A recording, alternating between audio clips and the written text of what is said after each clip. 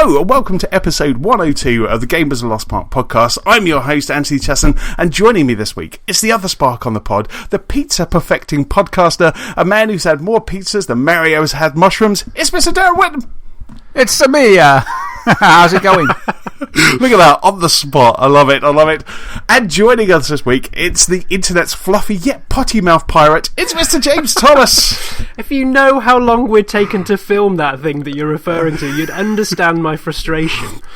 That was awesome. Yes, so we had a Sea of Thieves gameplay video that we put out, and I might have cursed once or twice in it. Oh dear! To the point, I actually sent it to my mum. I didn't realise. Oh no! No, well, the thing is, I got beat. Well, because you were proud of your cursing. I didn't. You're like, look at this, Mum. I don't know whether it's. You've played Mario Kart with me. I think the cursing just seeps into the background. I just don't notice it anymore at that point. So I sent it to my mum, going, look, we did a gameplay video, and all she said back was going, bit of a potty mouth, aren't you? Yes, yay, Mum. James Thomas, who do you think you are sending me this? You're not too old to go over my knee. Did you say yes, Mum? The internet thinks I am as well. I'm sorry. I'll go to my room for a bit. Yes. Yeah, you had to go home to go to your room, and then that was it. So then, yeah. Oh, that was super. I just loved the. I loved the fact that you were kind of two thumbnails. So you were the last two Sea of Thieves thumbnails were you. One of them with you in anger and anguish, and then the other one with a very fluffy dog. Yeah, I honestly don't mean this first 5 minutes to be the Sea of Thieves promo hour, but I'm happy to roll with it. So after I got invited onto the podcast, I thought, yes, this is quite good. Get to put over the engineering voice because they don't get too many programmers on it. And then when I got there was a dog on the table. One of the designers recently has been bringing in his dog. I can't even think what type of dog it is, but it's like a mini husky. It's like take a husky and take it to about a quarter of the size, and it's just been distracting everyone at work. It just is so cute and so fluffy, and just comes up and says hello to everyone. I rock up into our tavern, and there's a husky on the table just staring at me. So the entire podcast was done with the pup's butt pointing in my direction. So I don't know what they lined that up for your chair. Yes, yeah. I don't know whether they were just threatening to feed it copious amounts of meat so it might guff halfway through just for some amusing clickbait. But thankfully that did not occur. There's outtakes somewhere of the dog just lifting his tail. He was very docile. We will put a link to those the YouTube clips that we're talking about. But the dog was very docile, wasn't it? For about 45 minutes, you did that pod, and it was just it just sat there, just really well behaved. He'd been taken out for a very long walk at lunchtime, and the tavern was very warm. So I think a combination meant that he was just quite sleepy throughout the entire thing. He'd been gorged on turkey. Yeah, we had great fears of him just putting a microphone in his mouth and just running around with it. So thankfully, none of that came to pass. But. Right, I thought it was a new PR gimmick of just a dog with every game. Captain's dog. I think it's just a way to get ratings, guys. If we want to get true ratings, we need to have a dog on the podcast. Animals are always good. Okay, we'll source a dog. Just source a little dog. Yeah, or another animal. I mean, you could always bring the rabbit on, James. Oh yeah, next time we do a video podcast, I'll get all four sitting next to me. We can just slowly turn the camera from one to the other. Very nice. I'll just get Darren to tinkle the ivories with some Mario tunes as people can just look at the rabbits. yeah, just give me 6 months to learn it. Well, turning into a variety performance rather than a podcast. Yeah, now James with the rabbits. I'll just juggle in the background very quietly. Just like... So, Daz, how's your week been?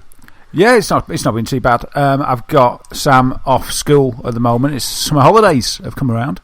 Right. So, yeah, I've been doing stuff with him. What have we done? Last week we did quite a few touristy things, so we decided to take advantage of where we are and do a few bits and bobs in our own town.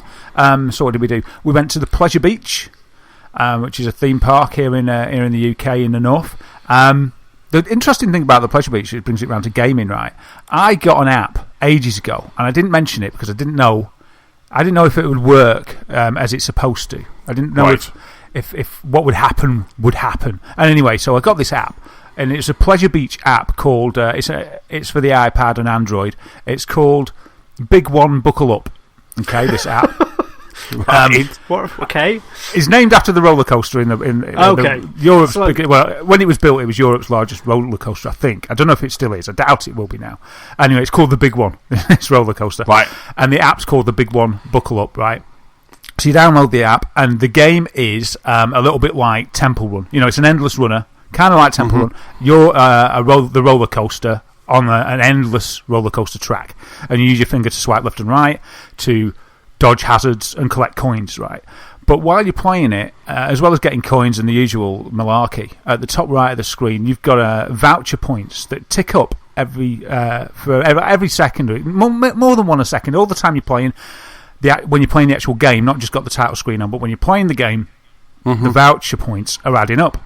Right. And then when you look at the shop, with these voucher points, you can buy different things at the Pleasure Beach. So when I looked at this, I found out about it, was that you could get a free wristband to get in the Pleasure Beach. Okay. So I got this app, and I had a look, and it's like 100,000 voucher points gets you 1 free wristband, and 200,000 gets you 2 free wristbands, and things like that. Yes. And I thought, this can't be real. Like, getting actual stuff, you know, like that, because it's 33 quid for a wristband. You know, if you go, if you just toddle along to the Pleasure Beach, which I didn't realise, because you don't. When you live here, you don't really bother doing stuff like that. You know, they leave it to the tourists. So it's very rare that we would go. But having a small boy, you know, that sort of changes things. So I thought I'll have a go. So then every sort of bit of spare time, one of us in the house was playing Big One Buckle Up and getting these voucher points up. And we managed to successfully get ourselves enough voucher points over a period of a month or so to get 3 wristbands. So we were like, right, Demon. I was like, Claire, Sam, I never want to play this game again. I just don't want to play this game. Don't make me. Was there a lot of adverts in the game? Did it kind of like drop local establishments and things like that into the? Not really. There was you could pay to have a no ads version, which is £5.99. The actual app's free, but there was no ads apart from ads for the actual game itself. Well, ads for the game itself in the game that you're playing? In the game that you've already got, yeah. I know. How bizarre. I know. I was happy with those ads, you know, so I just didn't pay for anything. Played this. Yeah. You could also spend gold coins on upgrading your cart and stuff, but, you know, that's just cosmetic. And you can buy more coins if you wanted to. I don't know why. So anyway, I got the vouchers, exchanged them for a wristband token that I got emailed to myself, or to Claire's. I got it to Claire's actually, because you had to like log in on Facebook and stuff, and I couldn't be bothered with that, so I got Claire to do it. So she got these 3 barcodes, and then we were planned to go. And the day we were going, we were driving up there, and we were thinking, This can't work, because this is like, you know, 90 quid. To be stopped at the gates going, oh, sir, you've been scammed. Yeah, I was kind of thinking that they'd say, oh, it's just one. You can only cash one at a time. You can't get all 3 of you in, sort of thing. It just seemed too good to be true. So we went there, and it was nice, actually. It was bad, but it was nice. There was a massive queue. Ridiculous. I felt like I was in blooming Disney World. I said, I can't believe this. What's going on here? People come here. Anyway, they do, and we queued. And to give them credit, the queue worked. We worked through the queue really fast. The staff were really nice. We got to the thing, and we said, yeah, we've got... I was like hesitant. I was like, Claire, you go. I'm a bit scared. It's like, you say it, because you've got that stern voice, you know, when push comes to shove. And she went up, and I sort of held Sam. And she just gave him the thing. She goes, yeah, we've got these. He said, oh, is it from the game? Yeah, it is. He goes, oh, okay, shows the emails, and just scan the barcodes. Jobs are good. Was the guy behind the counter Michael Caine? All right. What you brought? How can I have gone into a Michael Caine voice? I'm sorry about that. You've been on the game, have you? You've been on the game? What are you talking about, Sam? What are you saying to my wife? She had been on the game. Anyway. Yeah, we were on the game. We were on the Big One Buckle Up game is what we were on. He said, oh, okay, that's fine. Show me the barcodes, sir. There you go. There's a bit of a more refined accent. And he scanned the barcodes, gave us the wristbands, and jobs are good, and we went in. Fish bash bosh. Wow. That's very cool. That was it. So I just, say to anyone thinking of going to the Pleasure Beach, if you've got a bit of time, you know, and to be honest, you probably wouldn't have the time probably to do it now. The wristbands as well, they don't have any time limit. So you can take them back? No, you can't use them again and again, but you can use. They're not sort of restricted to between 2 o'clock and 3 o'clock on the 3rd Sunday of November or anything like that I kind of might have expected. They're just, you can use them at any time the theme park's open in 2017, which I just thought was amazing. So that worked, and we went in there and we had fun. Then, so if you're visiting Blackpool, then Big One Buckle Up is the app to get a month before. Yeah, just get be it a month careful or so what you before. search for. Yes. Yeah, and that was really good. And the Pleasure Beach was really nice, and the staff were really good. I went years and years ago when I was small, and it didn't really have that je ne sais quoi, let's say. But I didn't have much of an expectation going there, but it really was good. You know, the staff. I imagine it's quite sort of quintessentially British. You know, it's not quite got the highfalutin polish of somewhere like an Alton Towers or maybe, Disneyland. It's got that maybe a bit of a rough and ready seaside resort feel to it. I was just going to say rough and ready. Yeah, but it's kind of a gilded rough and ready, where you can tell they're really trying their best.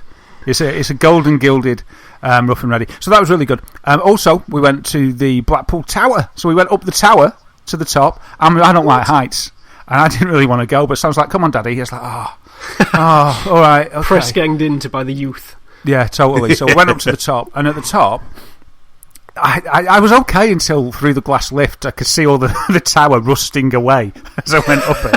And I was like, I don't like this. I wish they'd just painted over that bit because I don't like seeing it all wearing and rusting away. Got to the top, and then they've got like a massive sort of floor in front of you, probably about 4 or 5 metres wide and about 1 metre or 2 metres out, that's just glass, perspex that you can just see through completely. Wow. And you can just stand on that and look straight down, and then in front of you it's glass as well. So if you leaned on the glass in front of you and looked down, it's like you're just hanging in midair sort of thing. How did you cope with that? That sounds... I at first I couldn't... Sam and Claire just went to the edge. I sound great on this. They just... Right, so it's straight to the edge. Sam's got no fear. Claire's all right with it. I'm not good with heights, so I was just stood at the edge challenging myself. Sam's like, "Come on, Daddy, what you on about?" And I was like, I was trying to explain it to him.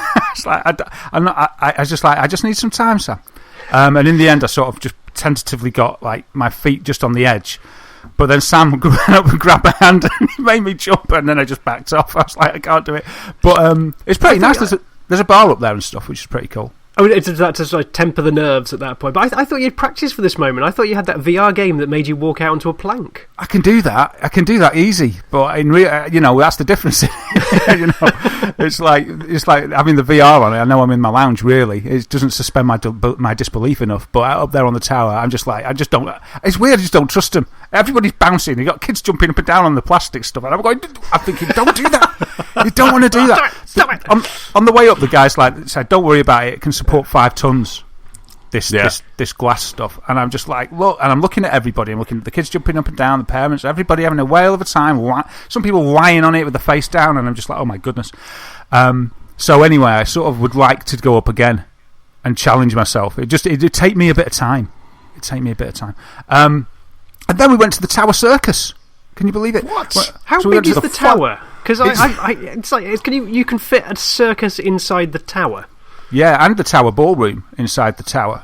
What? This is a lot bigger than I was originally imagining. I was imagining I thought it was just like a glorified electricity pylon or something. Well, yeah, it sort of is. It sort of is. It's pretty. It's a big tower, but it sort of pops out of a massive building, and in that building you've got, like I say, you've got the Tower Ballroom where they do the Strictly final, I think, occasionally. Yes. And then they've got the circus, and they've got all sorts of other stuff in there that you can go and wander around and look at as well. So we went to the circus. The ballroom was probably a bit boring for Sam, so we went to the circus. And you know something, that was really good as well. It was really nice to feel, I don't know, a bit of pride in my hometown. Now, I suppose the highlight of the circus was this one guy. I'll tell you about one thing. There was loads of death-defying stuff that was really good, and I discovered I don't really enjoy seeing live danger. It must be an age thing, but it's kind of it's just makes me feel very awkward. But this guy came out in a big sort of a leotard with flames all over, and you think, well, he's dressed like that, he's got to do something good. And you know what he did? First of all, he climbed up this rope, bare hands and feet, just climbed up to the top of this rope. It was about 20 feet up, and when he got to the 20-foot mark or whatever it was, there was a sort of a row of like hanging hoops of rope, about, I don't know, say 10 foot across. And it was at that point when he sort of sat there and started doing monkey bars with the hoops that I realised there was no net that had been put out, which I was surprised at. I was like, Claire, there's no net. Sam doesn't even care. He's just like watching. I went, babe, I want to do it, Daddy. Yeah, he's like, I volunteer from the audience. He's like, no, you don't, mate. And yeah, there was no net, and he was so high up, and he did this like sort of monkey bars with his hands. Then he did it upside down with his feet. He like sort of hooked his feet on each hoop and went across. And then at one point, and I don't, if it was staged, that's fair enough. I think it might have been, but it was just awful. He missed one, and then sort of shook all over the place upside down, and the crowd's just like like that. And then he got across, and I swear I'd had enough. Then I was like, mate, just do us all a favour, just do us a favour and come down. Then he went on to he had his trapezes, so he had 2 trapezes, one at each end. And he sat on one and he started swinging on it, and there was such a gap between them both, and he had to swing like so high, and it just was just terribly precarious. And the whole crowd, man, we were just watching this guy, and it was just like everybody was just biting their lips. And you then look he just pained now, even just talking about it. I'm seeing it now, and he leapt from one of the trapezes, and he grabbed the other one, and and he landed, and I think that the applause was just relief. It's just relief. Well, not dying. Clap, clap, clap. Yeah, he was like cracking. And I thought, he does this like 2 and 3 times a day. And I just thought, he's probably very used to it. But one mistake. So yeah, there was lots of stuff like that, and it was just like, just get down. I'll give you all the applause you want. Just come down and don't do that. It's too nerve-wracking for me. So that's your level of the level of circus that you want to see is like maybe someone going up a moderately tall ladder. Yeah, maybe the clowns going up a ladder, and then like one of them falls into a bucket of water. Yeah, we'll just have confetti. We won't even have water, and then I'll be all right. I'll be okay. But yeah, the thing is, it was all wasted on Sam. I don't think he appreciated it. But I was like, I felt like I was up there. But yeah, it was pretty good. So a nice touristy week nice. We've had with the family. So what about you guys, James? What have you been up to? The garden has been finished. I can't remember if I spoke about it last time we were on. We were getting the garden done, and the pizza oven has arrived. Oh, and it's been installed, and it is now getting constant use. We've used it 3 times in pretty much the last week. Wow. Any excuse to grab some friends over. Yeah, it's brilliant. It's brilliant.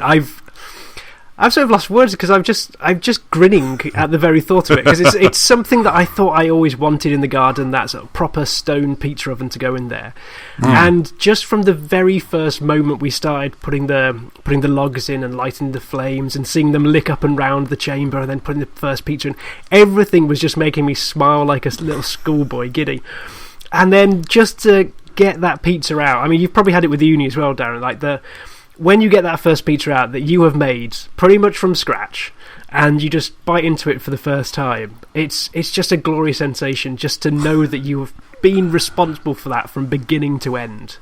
Apart from grinding the flour, because I do have my limits on that. But yeah, I was going to ask you what almost meant, but yeah, I don't grind my own flour either. It is, isn't it? It's a ritual.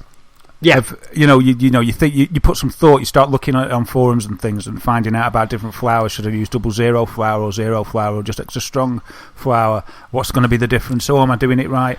Oil, proving, and then you create your dough ball, don't you? And off it goes, and you think, will it rise? And like the first time you do it, will it rise? And it goes off. And then you get it out, and if it's worked and it's there, and it's straining at the cling film or at the cloth that you've placed over it, and there's a feeling of pride from within, a pride in the prove, and I quite agree. I'm completely fascinated and obsessed with it at the moment. I love it.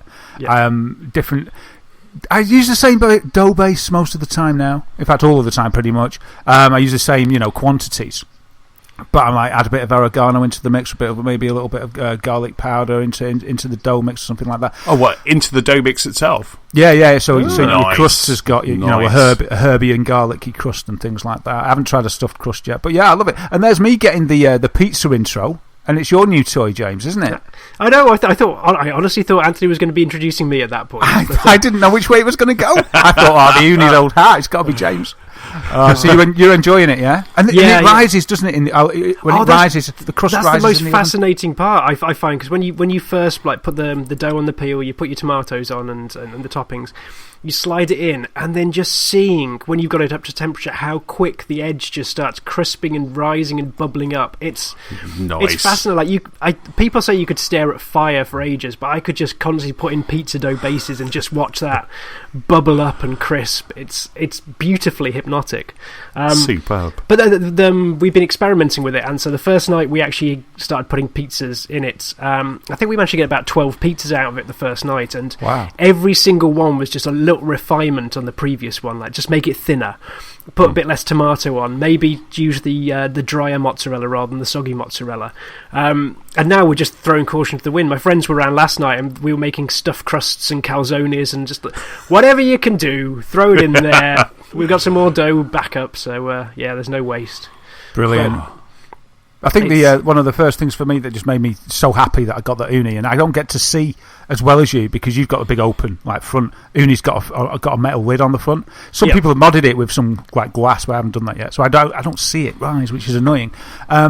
But we got it up to temperature, followed all the instructions, and it was like, right, let's try it. So the first one we did was just, it's like we didn't want to ruin it, didn't know if it's going to work, so it was just a base, and we did a garlic bread, which was just melted some butter, put some garlic in, brushed it on the bread, and then, just put some mozzarella on, but not much, grated mozzarella, and then threw it in, and then did the 30 seconds turn, 30 seconds turn, 30 seconds turn, came out, and it was all risen at the edges, and blistered.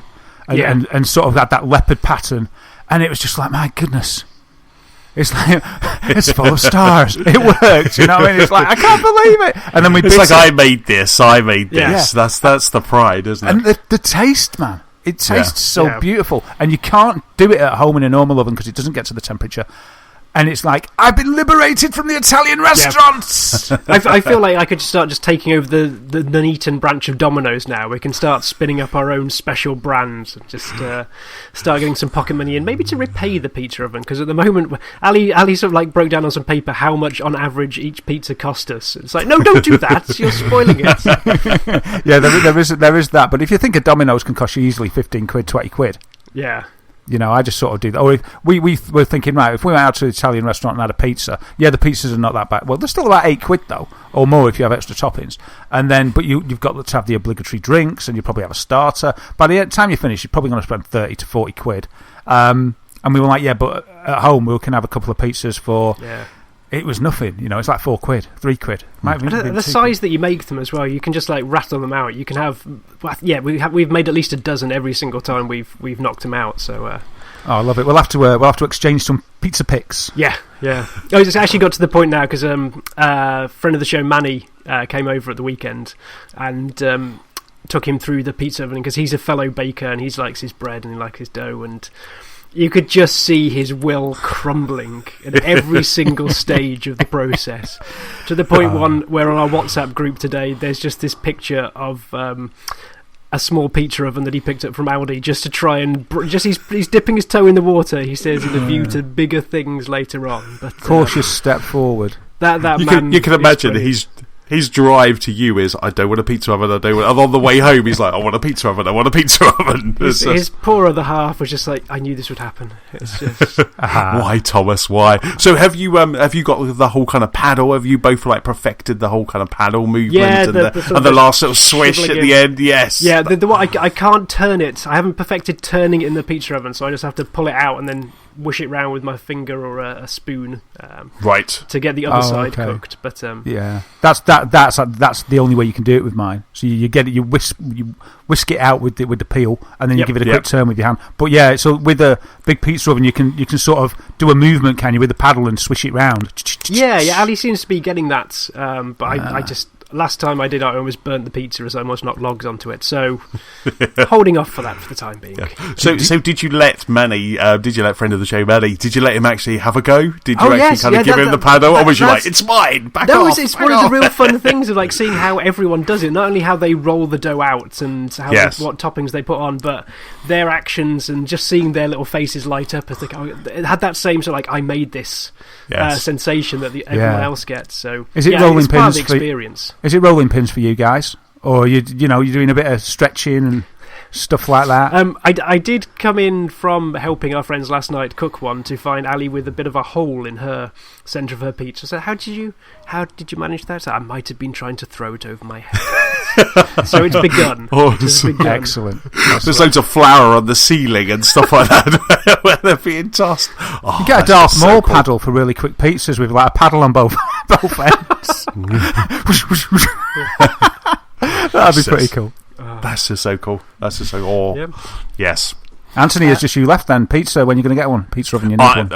Absolutely. We are just doing the kitchen right now. And then after that, the house is done. Apart from now, we've got to redo the movie room. But then we are out into the garden next year. So kind of looking kind of next year. And I was kind of exchanging some messages with James kind of way back when about like pizza ovens. Because I think it was when I went to Chelsea, wasn't it? Yep. And you were like, I'm looking at this too. And it was just like, I was like, oh, have you seen this one? And it was just, yes, I do like the stone one. So I love your setup, James, because you got I think you put a picture at the weekend where you've got the pizza oven and then there's a barbecue next to it. Yep, dual wheel. And I think that is just such a great setup. I really like that. I thought that was really cool. It's the culinary corner of the garden. It's quite nice. Are you going to have like lots of herbs around it and things like that, like for next year? So you could just that's the plan. We've the way we've planted the garden is we've got lots of spaces in between the ornamental stuff, so we can plant herbs and vegetables and stuff. So, yes, hopefully next year we can do, apart from the flour, 100%. We made this pizza. We can get the tomatoes, we can mush them down, we can do the basil, we can do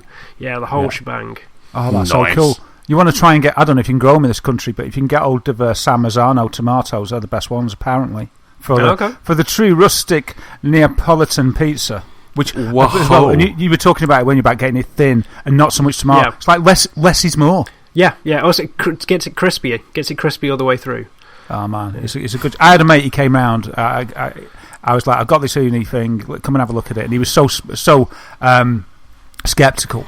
He was like, oh, not another thing, mate. And I was like, no, come on, look. It's just VR all over again, isn't it? I was like, no, don't worry. Come past that HMD that's all covered in dust. Don't worry about that. And he came through, and so we went in the garden, and I cooked him a pizza, and he was like, that is so good. And he was like really, really amazed. And we had a couple of beers. We were sat underneath the uni having a chat. And then we were a few hours went by, and we sort of went, I could do with another pizza. And I was like, yeah, me too. So I said, I'll tell you what, we'll go down this shop and get some strong white. And I'll take you through the whole process. Strong white flour, that is. Oh, okay. Right. It was like some cider. Like diamond white or something. Let's get drunk first. Strong white cider. No, strong white. And that was the thing. It was like, instead of going down for some strong lager, we were going to go out and get some strong white flour, and that was our thing. He was like, yeah, so demon. Rock and roll. So off we went down to Co-op, got some strong white flour, and I basically, he doesn't do any of this sort of thing. So I said, right, what I'll do is I'll show you how much of, what you do. So, because he was saying I might get one of these. I love my barbecue. I love my garden. So I took him through the whole process. Said, right, look, you do this. You just follow the recipe. You use this much flour. You start stirring it. I got him to knead it, and then by the end of the day, we were both stretching it. We'd watch some YouTube videos on like throwing them around. I put that Samore on by Dean Martin. We had that going on repeat, and we were just both like throwing these pizza breads, stretching them out, and then we went out and cooked them and ate them, and then we were just like chink, cheers, and he was like, that was class, and it really was, man. It's the new barbecue. It's the new summer thing. Yeah, it really is. It really is. I rep it's kind of getting bigger and bigger in popularity. So, have you guys? Last pizza question: have you guys seen the Pizza Show on TV? No. Yeah, it's called The Pizza Show. It's on a channel called Viceland, and it's called The Pizza Show. It's about a guy who owns a pizza restaurant in New York, and he goes all the way around America, discovering new pizzas. And it's absolutely superb. It's How really many cool. pizzas are there to discover? There's a lot of pizzas to discover. But he see, kind of Anthony, focuses on like different stores and like maybe some kind of like start-up pizza places. He even went to Silicon Valley where there was pizza being made by robots. The entire way, which was like, and he tried to make it, he couldn't make it as quick as the robots could. And then there was one where they had all of the top pizza guys in New York sitting around, and they kept ordering pizzas from like Domino's, from all of these like takeaways, and trying them. And you literally like see them gag when they had one of them. Like, why? What is this? This isn't even pizza. And it's a really good show. I'll have to have a look at it. But James, this is what happens when you haven't got a pizza oven. Yeah. And Anthony's finding this pizza show and he's watching it and he's drooling. It's just a matter of time. It's just a matter of time before he... Well, yeah, I'll definitely have a look for I've that. got a looping 4K video of a pizza oven cooking. little ticker at the bottom of your screen. Wow. Going, someday, one day I'll have one. As part of the rite of passage of getting the pizza oven, I must have watched, I couldn't even tell you how many 100 uni videos, pizza stretching dough videos, making dough videos and stuff like that. It's just... Yeah. But I'm still not bored of it. I love it. It's like an art. It's beautiful. Just looking for more tips and tricks, just for that edge. Just for that edge. That's absolutely superb. So should we jump into what we've been playing? Yeah, on the video games podcast. Yeah. See, and you have a go when James and I talk about the Bake Off. 12 months ago, the shoe would have been completely on the other foot, wouldn't it? Yes. Yes. Let down my defence. Superb. Oh, I've got nothing as cool as a pizza oven, but one gadget that I did buy that I want to share. One gadget that I did buy was I bought a internet-enabled doorbell for the house. So I bought. So when I work from home, I'm up in the loft. Yeah, so I'm up in my office, which is like 3 floors away from the doorbell, from the front door. We don't have a doorbell, so the people knock. I always have post-its on the door saying, if there's no one answering, please leave in the garden and all stuff like that. So we bought it's called a Ring. So we bought a Ring 2. So we're just waited for them to bring out the second version. So they brought out Ring 2, and I got it, and oh my god, it's so awesome. So when someone's at the door, you can have motion detected. Yeah, so when someone walks past the doorbell, and you have to actually go up a little path to get to our front door, so it's never going to be like foot traffic. But when you kind of get near it, kind of pings, your phone pings, and it says there's motion at the front door. And when they press the doorbell, a doorbell rings, and you get another alert on your phone, at which you can then unlock your phone and you can see who's at your front door. And you can also talk to them as well. So you can just like hang up. So you can press the kind of green button, and then you can then talk to them, and then you can say, "Oh, I'm on a call, or I'm in a meeting. Could you just leave that parcel there?" So it's really cool. And Nicola's absolutely addicted to it. I keep getting text messages while she's at work going, "There was someone at the door." I'm like, "Yes, I know. I answered the door." And in the mornings, like when I leave for work at like 5 o'clock in the morning, or 5:30 when I go into London, I just kind of stood there and I just waved at the Ring. So when Nicola woke up, there was motion at the door, and she clicked it, and there was me just waving and then walking off to work. I was in a meeting at work, and it must have been about 9 o'clock, and suddenly my phone pinged, and it said there was motion at your door. So I kind of clicked on it, and there was Nicola just waving at me as she was off to work. It was all very sweet. But it's so cool. But the great thing about it is, I've also got it hooked up to If That Then This, which is kind of one of my favourite apps for automating the house. So when the doorbell rings at night, I can actually get the light outside the house to get brighter. So I kind of turn it on when sun sets at about 15%. So when the doorbell turns on at night, it actually goes up to 35%.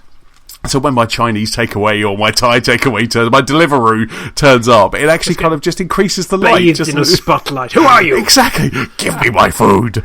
So it's just really cool. So there's lots of that. And we can also do, like, when the movie room is back up and running, when you're down in the movie room, you can actually, when the doorbell goes, you can flash the lights. Huh. So you just always know. It's really cool. I love it. It was such a great purchase. Like I say, it's always a good purchase when you get that wife acceptance as well. When Nicola's like, "This is really good. I like this," because most of the time she's like, "Why can't I turn our lights on by just pressing them? Why do I need an app?" And we should make a rosette, the wife seal of acceptance. Oh, absolutely. And you can get stamped on things like the Nintendo seal of approval. Yes, the wife acceptance test. I've had loads of bad luck with wireless doorbells, so It sounds good to me, because my doorbell never works, and it's frustrating. And I tried one of these wireless ones, but it never works. It's like the range must have been really dodgy. So that's another thing. Thank you, Anthony. That I'll probably look into. It sounds really good. Didn't we? So really we pushed you into the pizza oven. We're now pushing you into doorbells. It's yeah. I'm a pushover. It's not good. one of the things that I really liked about it was the ring. It's a Californian company. You get the box, so the box turns up, and everything is in there that you need. So there's a drill bit for your drill. So I got the one that there's no battery, no wires. It's battery powered, and you just pop out this battery and recharge it using a USB cable. That was also in the box, but there was a drill bit in the box. There was a screwdriver was in the box. Different color fascias. If you have the previous version, there was a bracket for that. There was even this teeny tiny spirit level that you put into the middle of the ring to make sure that your ring is straight. Wow! Can you have MP3 doorbell rings? No, I don't think you can. I don't think you can mess around with the chimes. So, that's it then. Cancel the pre-order. It's done. What were you going to have? What were you going to have? I hadn't got that far. Probably, I don't know. I'd mix it up, mate, for a little bit. I'd probably have one of the themes from Space Channel 5 for a little while. Which I quite like that. I used to have that as my phone ringtone for my landline, but now that phone broke, and I've bought just a normal phone now that just goes dring dring, and I miss my MP3 ringtone. Never mind. It'd be good as well. I see a future of this. Because you say, you can look outside as well and view it on your phone. You can keep track of when the postman's coming. See if he comes at the same time every day and stuff like that, couldn't you? I quite like Absolutely. that. It could recognise people. It could recognise the postman's uniform, and it could say, the postman's here. Yes. Wow. It's all recorded on your phone. So all of the recordings, I think they run for like 30 days. So when there's motion, it records that motion. Or when someone's at the door, it records that door. So if you're not there, or if you're kind of, and like you say, it could be like opportunist burglars might just come and knock on the door to see if anyone's there, and you'll be able to do it. Because like someone said to me, what about if someone steals it because it's obviously not wired? I was like, well, it's fine, because if someone steals it, I'm going to have a really good picture of their face as they're trying to take it off the wall. So it doesn't matter. And it works really well at night. And also you can have other things as well, like they do a spotlight as well, which amplifies your voice. So if someone came into your back garden, you can go, step away from the pizza oven. You can just like Knight Rider. Yeah, absolutely. So it was really cool. I really liked it. I remembered to kind of say that. But anyway, let's get back to games, because this is a gaming podcast. Daz, what have you been playing? I've been playing this week Kingdom Hearts 2.5 Remix, still on that, and I think I'm just about to get to the end of that, so I'll probably also be on something different or move past it next time we speak. But yeah, Kingdom Hearts 2 is a lot of fun. Strange thing with Kingdom Hearts 2 is I think it came out about 6-7 years after Kingdom Hearts 1. Okay? Right. I think it came out in 2008, and Kingdom Hearts 1 came out in around 2002. I remember more about Kingdom Hearts 1 than I do about Kingdom Hearts 2. It's really, really strange. And you could just say, yeah, it's probably rubbish then. But it's not. I've really enjoyed it. It's a great game. I mean, the story, as we've discussed many times, the story of Kingdom Hearts is bonkers.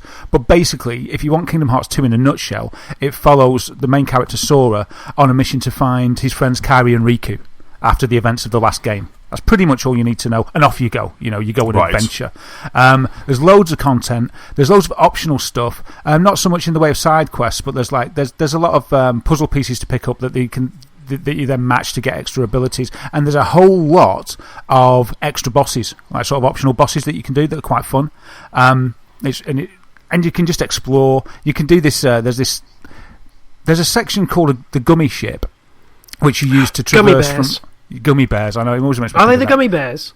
No, they're not. That's what I thought last pod when you kept saying that. When you kept saying Gummy Ship, I was like, is that the gummy bears? Is it like the gummy bears are in there? Because they're Disney property.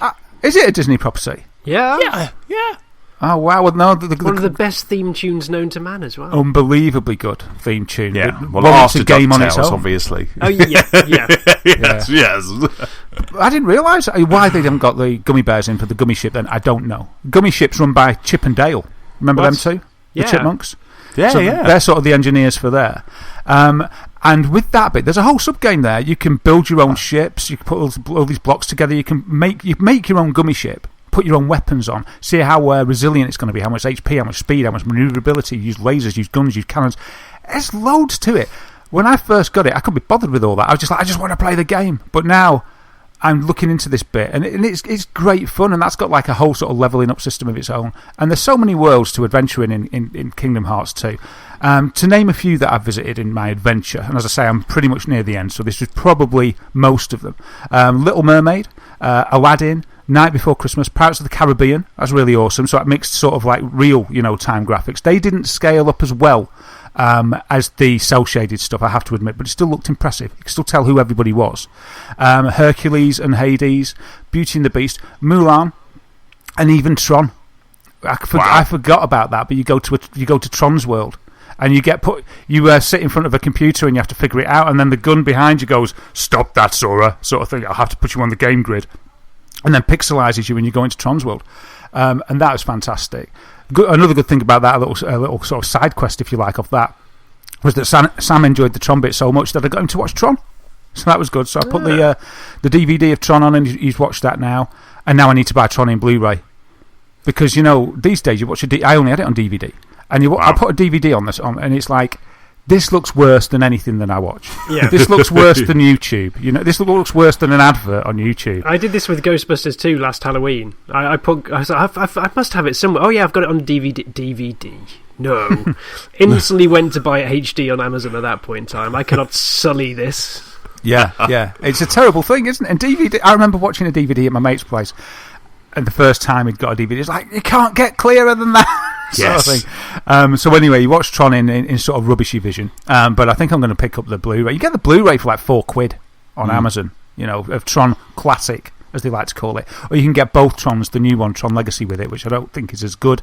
You can get them together for like £9 on Amazon new, So I'm looking to get those because I wouldn't mind seeing the new one as well again, and it's just good fun. So I've been enjoying that. I'd recommend it to anyone, and because if you haven't played Kingdom Hearts but you're tempted by the trailers for Kingdom Hearts 3, I know I said this before, this Kingdom Hearts 1.5 2.5 remix it's just got tons of value. It's great. It's kept me occupied for a few weeks so far, so that's really good. I've also been playing. I was chatting to a mate a few weeks ago, and he said he's not really a gamer, but he just sort of turned around and said, you know what, I'm going to play a game. And he said, I'm going to play GTA 5. And I said, what are you talking about, GTA 5? And he goes, you know what, I just like to roam around the world. He said, I really appreciate the open world, and I just like to go around and mess about and just walk around and see what's going on. And then, we chatted about other stuff, and a few days went by, and that little seed that he planted, I sort of planted a seed in my mind, and it started to grow, and I felt the lure of that, and I was kind of like, I want to revisit Los Santos. I want to play GTA 5 again.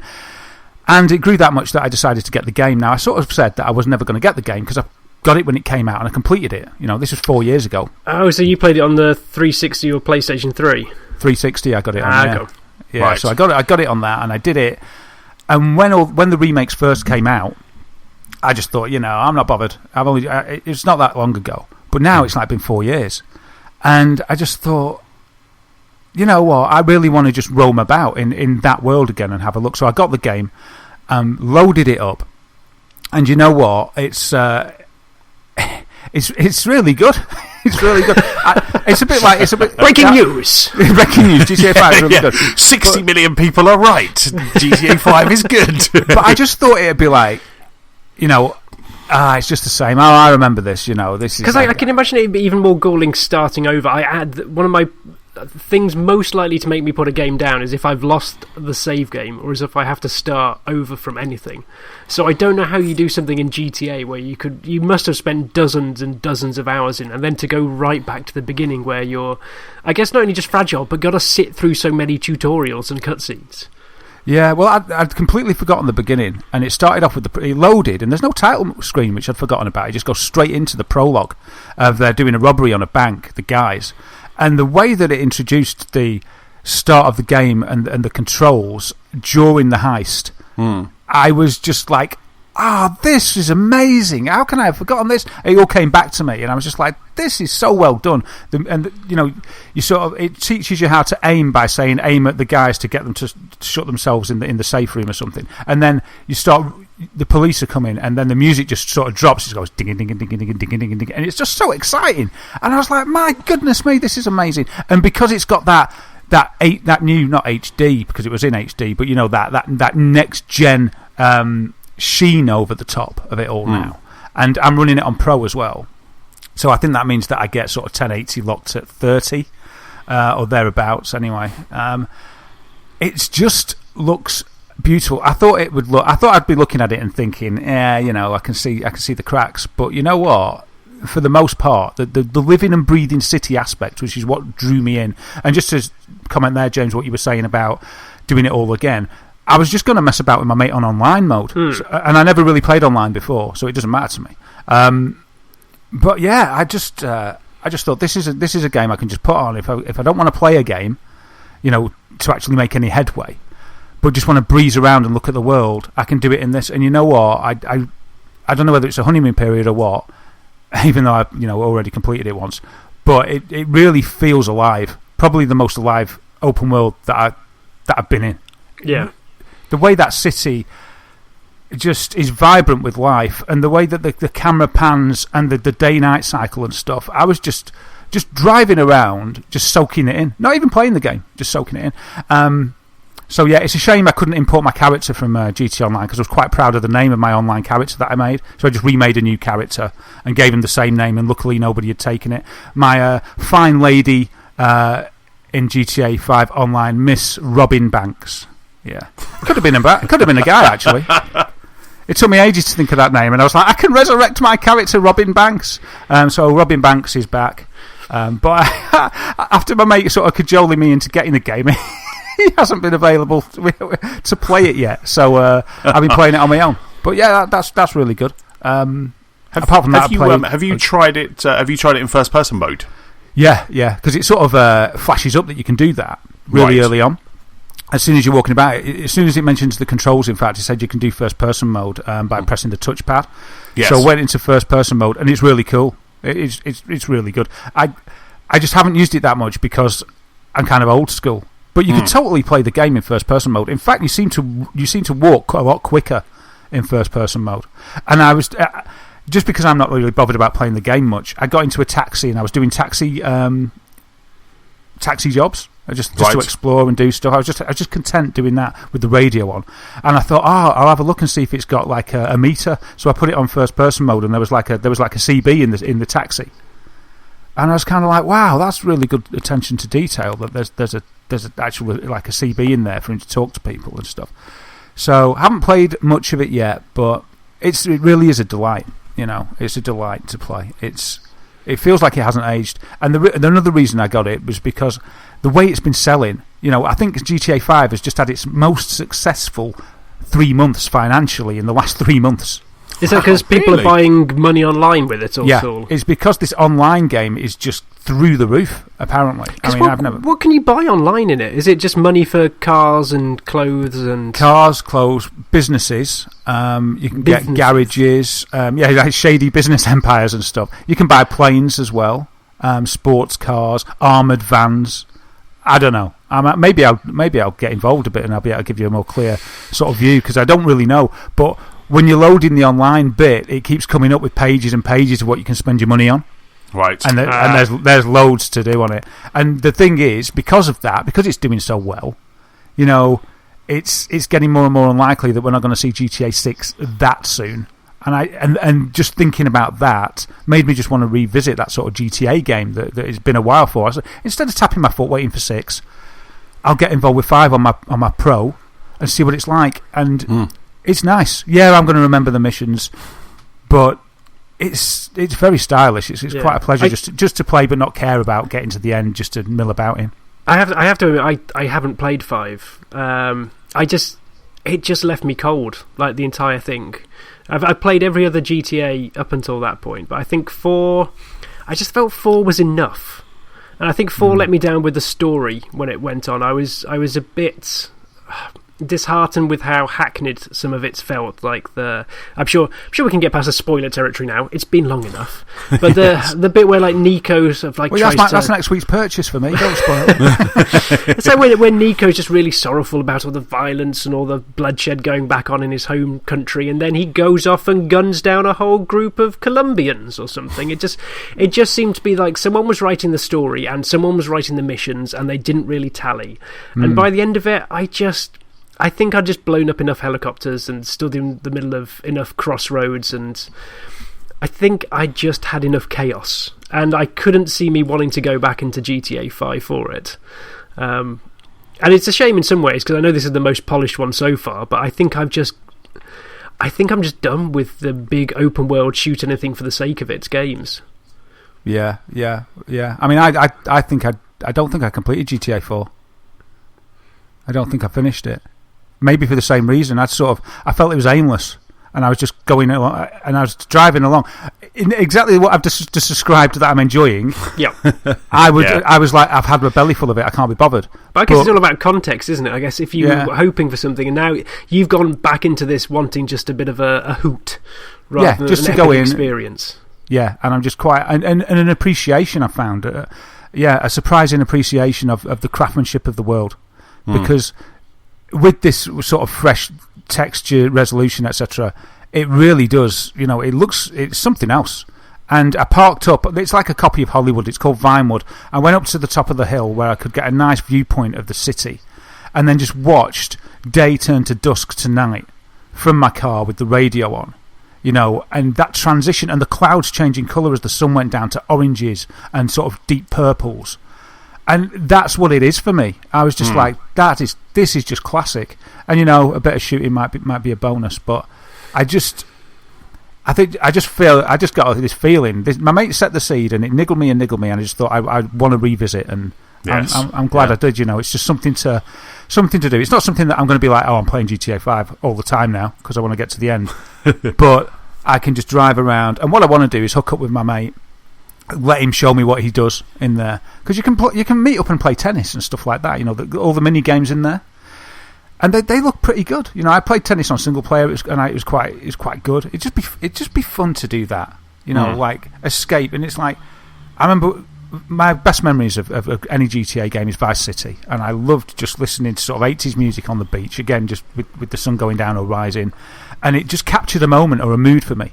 And you can do that in GTA 5, and I just want to do that again, and it would be great to do it with my friend, and maybe make some new ones. I don't know how friendly they are there in the GTA Online community. But yeah, it's if you haven't seen it on one of the consoles that we have today, even if you played the old one, I'll have to put my hand up and admit it's really good. It's really amazing, but even better if you'd never played it. And even better if you hadn't been jaded by it. I was just going to add, if you were, say, you'd never played a GTA game and this was your first one, oh man, it'd be amazing. So you've played Kingdom Hearts 2, you've played GTA 5. Yeah. What other new, upcoming, fresh titles have you got under your belt this week? Well, talking got the of pulse with them. I know I'm the late to the party kid. Talking of of getting bored of just shooting stuff for no reason, Just Cause 3. So I put this. I've got excited about this because I felt this was like PlayStation's carrot that they dangled to make was this on everybody. PlayStation Plus? It was a PS Plus game, yeah. Oh, okay, right. So, and I thought, I've never played this. This is a demon. It's free. I never got a chance to have a look at this. And then I realised when I started playing it, there may have been a reason that I never played it. It started off really well for about a few minutes because it started off and you were under parachute. I was like, oh wow, it's like Zelda, but an adult, in inverted commas, an adult Zelda. I was like, wow, I can go anywhere, do anything. And then the control scheme happened, which just felt so janky. And then the loading times happened.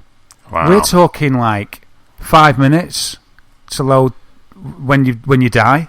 It's just really, really ruins the enjoyment of the game, how long it takes to load. Felt janky, and I just couldn't get on with it. I didn't care that I could blow everything up in the world, and well, you can't really destroy the environments, but you can tether things to stuff, and with your zip line and make them sort of, you can tether two things and make them bounce off each other and then explode and things like that. And I tell you, man, within 10 minutes, I was completely bored and unhappy with it, so I just deleted it. I gave it an hour. But those games always seem to be like the most fun if you've got the whole sandbox. And I guess if you go in it and want the whole sandbox straight up front and you don't get it, that's where the frustrations are going to be. Yeah, maybe that was it. I just couldn't be bothered to learn the controls. There was something, as soon as I started playing it, I didn't like the way it felt. And from there, and then when the loading times just added to that. And then Yeah. I mean, I didn't have GTA 5 to compare it to then because I hadn't played it, but considering GTA 5 is like 4 years old, it does it so much better, you know, and just all the other open world games that we've had, and it was just kind of like, yeah, all right, so this is for the kids to run about and blow stuff up, which I think is what a few people said to me about the game pre me playing it. But I loved Just Cause 1. I remember playing it on my Xbox 360 and I really enjoyed it, and it felt really tight.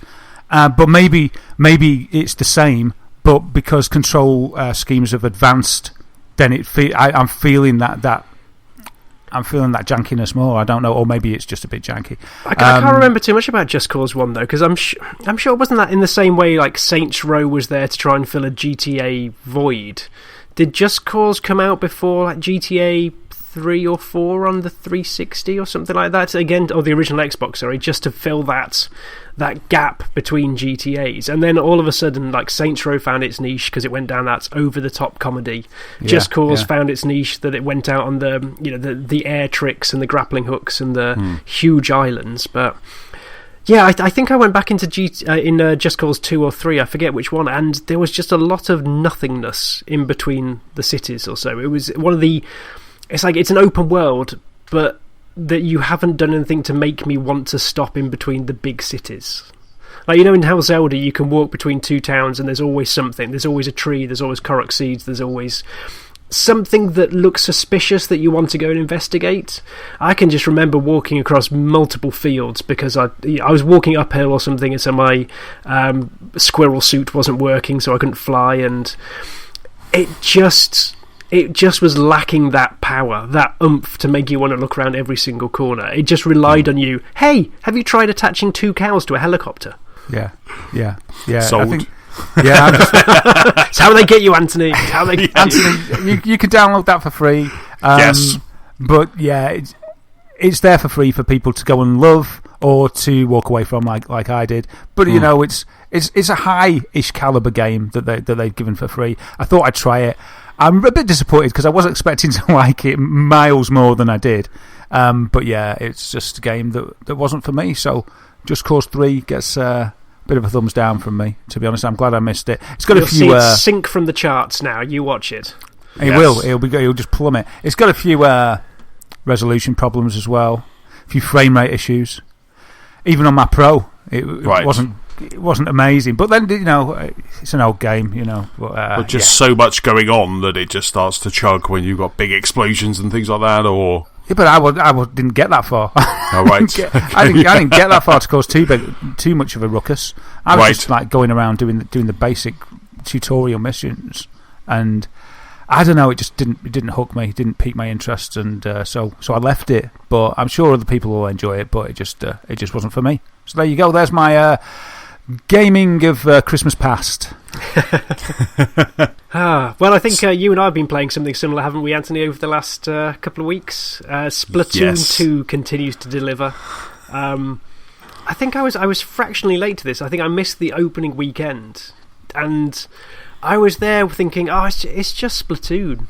Like, I've played Splatoon a lot on the Wii U. I was one of the few people, I think, who actually jumped in and embraced it on that old system, and I regretted missing even those 3 days. I'd just forgotten how much fun it was, how just like simple, joyful pleasure I could get from running around just painting a level.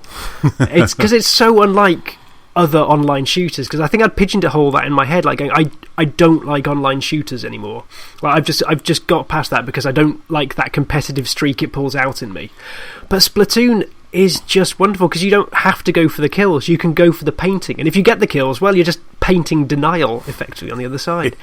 I've barely touched the single player, but I really enjoyed what we did the other week with the salmon run. I think you spoke about it last week. Was it? Oh no, have we spoken about it since? Maybe not. No, I don't think we've spoken about our salmon run evening where we really did it. We kind of did the salmon run. We managed to get the calendars to align and book a slot with Nintendo and ask them to turn the servers on specially for us. Honestly, like, quick sidebar. Not bonkers at all. Oh, Splatoon 2, I love and hate at the same time. The actual game within Splatoon is one of the best things known to man. The actual infrastructure whichever monster put it together needs just a severe beating. Like, why do you have it that every hour or so you get booted from the lobbies to go back to the main screen? Why can I not play with my brother in proper hoppers? Why do I have to be online at only certain times to do Salmon Run? Every decision they seem to have made in that has just made it harder for you to play with people, and it's infuriating. Yes. Even down to that app, that godforsaken, awful app that you have to use. Let it out, James. Let it out. You're amongst friends. God. I booted up the app the other day because one of my friends got a Switch. You can't even add friends codes on the app, yet you're supposed to use it as this hub for online communication. Wow. Which you can't, because as soon as your phone turns to screensaver, it turns itself off. Yeah. Oh. Or if you try and go to another app just to send someone a message to say I'm in the Nintendo app, it cuts you down. No, but I think one of the most annoying things, the Salmon Run that the four of us did was good fun. It was a really good laugh. But the one thing that just really annoyed me was the fact that they just randomed the same weapons again and again. So we always, as we kind of joked about it, kind of there was someone with either the bucket or someone I think we got used to the bucket by the end of it, didn't we? But it was just the sniper was who's got the sniper was potentially the least effective on the team, and it was crazy that you never got to pick it's got so many great weapons that you never actually got to pick the weapons that you wanted to play with. I can almost understand that. Like, there's part of me wanting to give them the benefit of the doubt and go, okay, this is a legitimate design decision. This is them wanting people to experience all the weapons, so they might, away from the competitive arena, people might want to try the bucket after this. You've given it 5, 10, half an hour, you might want to play with it. But it was just the fact. I think we must have got on at the start of that 2-hour block, and so we were there just with the same things over and over again. And you just like, yes, I've got the sniper out of the way on round 1. I will be getting good weapons from this point forward. But it was just, the fact that it actually took us, I think it took 4 games. When we went over to online multiplayer, it took 4 games for the entire group to be in the same room. And even then, we weren't on the same teams. At one point, there was 3 of us just against James, and then there was James against, and it was absolutely bizarre. At no point could we say, right, we've got a team of 4, we want to go into another room of another team of 4. They were just completely just random it up. But it's the fact that I jumped into a room first, and then Matt joined me, so he had to wait for my game to finish, and then Manny and James did the same thing, and then we just had to wait for the game to just rotate around in order for those guys to come in, only if someone who was in the game had left. It was like they were just waiting for a space. It sounds unbelievable. Such utter bobbins. Yep. It's unbelievable. It's it's such a shame it's tied to a good game, because you could leave it if it wasn't. Now, in fairness, we did then look up how you can play together, and all you have to do is get to level 10 in the main game. Wow. Then you have to get to probably the equivalent of about level 7 in the multiplayer, in like the competitive multiplayer. Then you might be able to have a 2-player team and the other 4-player team. It's just nuts. Like, the amount of hours that you have to invest to even have the slightest sniff of setting that up. You can do a private room, but then you're just stuck with like 4 of you. It's like just 2 on 2. But why have a gateway like that? I can only assume it's the hoppers. They want to try and keep the hoppers as packed as possible. So everything they do, including the Salmon Run, like this, the Salmon Run's a great wave-based alternative, but they must think, well, if we have too much of this fun, people won't be playing the other mode. Yeah. So we'll restrict the fun. It won't be fun anymore. You can only have this fun today. You can have that fun tomorrow. You can only have fun between 7 and 7. That's all you can have it. And it's working, though, because you guys are gushing, saying it's fantastic, right? And I'll tell you what they're doing here, that if you could just repeat and repeat and repeat and have games with all of you all the time, you get bored of it. But having you struggling to work for an hour or so just to have that one game, it makes that one game magical. But then they don't even do that. They actually kick you out. They kick you out. At 9 o'clock and 11 o'clock at 1 in the morning, they kick everyone back to the lobby. And so the amount, number one rule, surely, in online gaming is keep people playing. Don't give them a reason to quit. Keep them sucked in. When they're enjoying it, make sure they stay. Yes. The amount of frustration that we took to get all 4 of us in one room. And what was it? We had 1 or 2 games, and then it was 11 o'clock, and we all got kicked out. And then after that, we were like, right, I'm going to bed now. You know, that's where Potty Mouth James came in. It's just to keep you keen. Yeah. It's just there to keep you keen. But while we were playing Salmon Run, the best thing happened was suddenly we were looking at our daily bonuses and there was a hat. So we were just instantly like, right, we just all want to get to the hat. Then after the hat, there was a glowing orb. But even that was confusing because once we got the glowing orb and we came out of the Salmon Run, I had no idea where I had to go in order to kind of cash it in, even though the directions were really bad for my teammates. It was like, it's just there. I'm like, I'm over here, because you can't even see where I am. It's not like the Division where we would all be together and someone could run up and go, this is where you need to. Yeah, exactly. This is where you need to go. So you're not all together in that town, in that lobby area, in that hub area. It's more like No Man's Sky. You're all on different dimensions. Old No Man's Sky. Let's get topical. Old. Oh yeah. Old No Man's Sky. Yeah. Yeah, not Game of the Year, No Man's Sky that we've got now. It sounds... It's just... the frustration. As I say, it's such a shame that it's such a great game that's burdened with this just clumsy and inelegant system that is so confusing. Yeah. I know it's confusing, but just the design... is confusing from Nintendo. It's as if Nintendo like to innovate, and it's as if they think, right, we'll do this our own way, and something might be better than our competitors. But you know something, sometimes, if it's tried and tested, sometimes that's okay. Yeah, there's a reason why some things are done the way they are. Some things, yeah. There's a reason. But to pull it back to the good bits, the game is still glorious. I think everything from the soundtrack, the aesthetics, the levels, everything just ties it into this really nice universe. I think that just tries to pull it as far away from like online aggressive competitive shooters as possible. Everything is there to try and just round off those sharp edges, and I think it just does it in such a wonderful way that I really don't mind just like popping on randomly, having a couple of games, and it's one of those games as well that as long as I get a good score myself, I'm quite happy. Like there's that level bar where you get to go, no, I've performed all right. It's like, I'm not even blaming the other team rates, just like the other side was better. And so you can come away, even after like a string of losses, going, I've enjoyed that. And I think that's the sign of a really good online game. Yeah, definitely. And I love that. I've got a big appreciation for what they did with an FPS game. Made it universally acceptable to all ages, changed it from just, blood and guts and headshots to this painting. I think the game is fantastically original from what they've done from where the inspiration comes from, and it is a good game.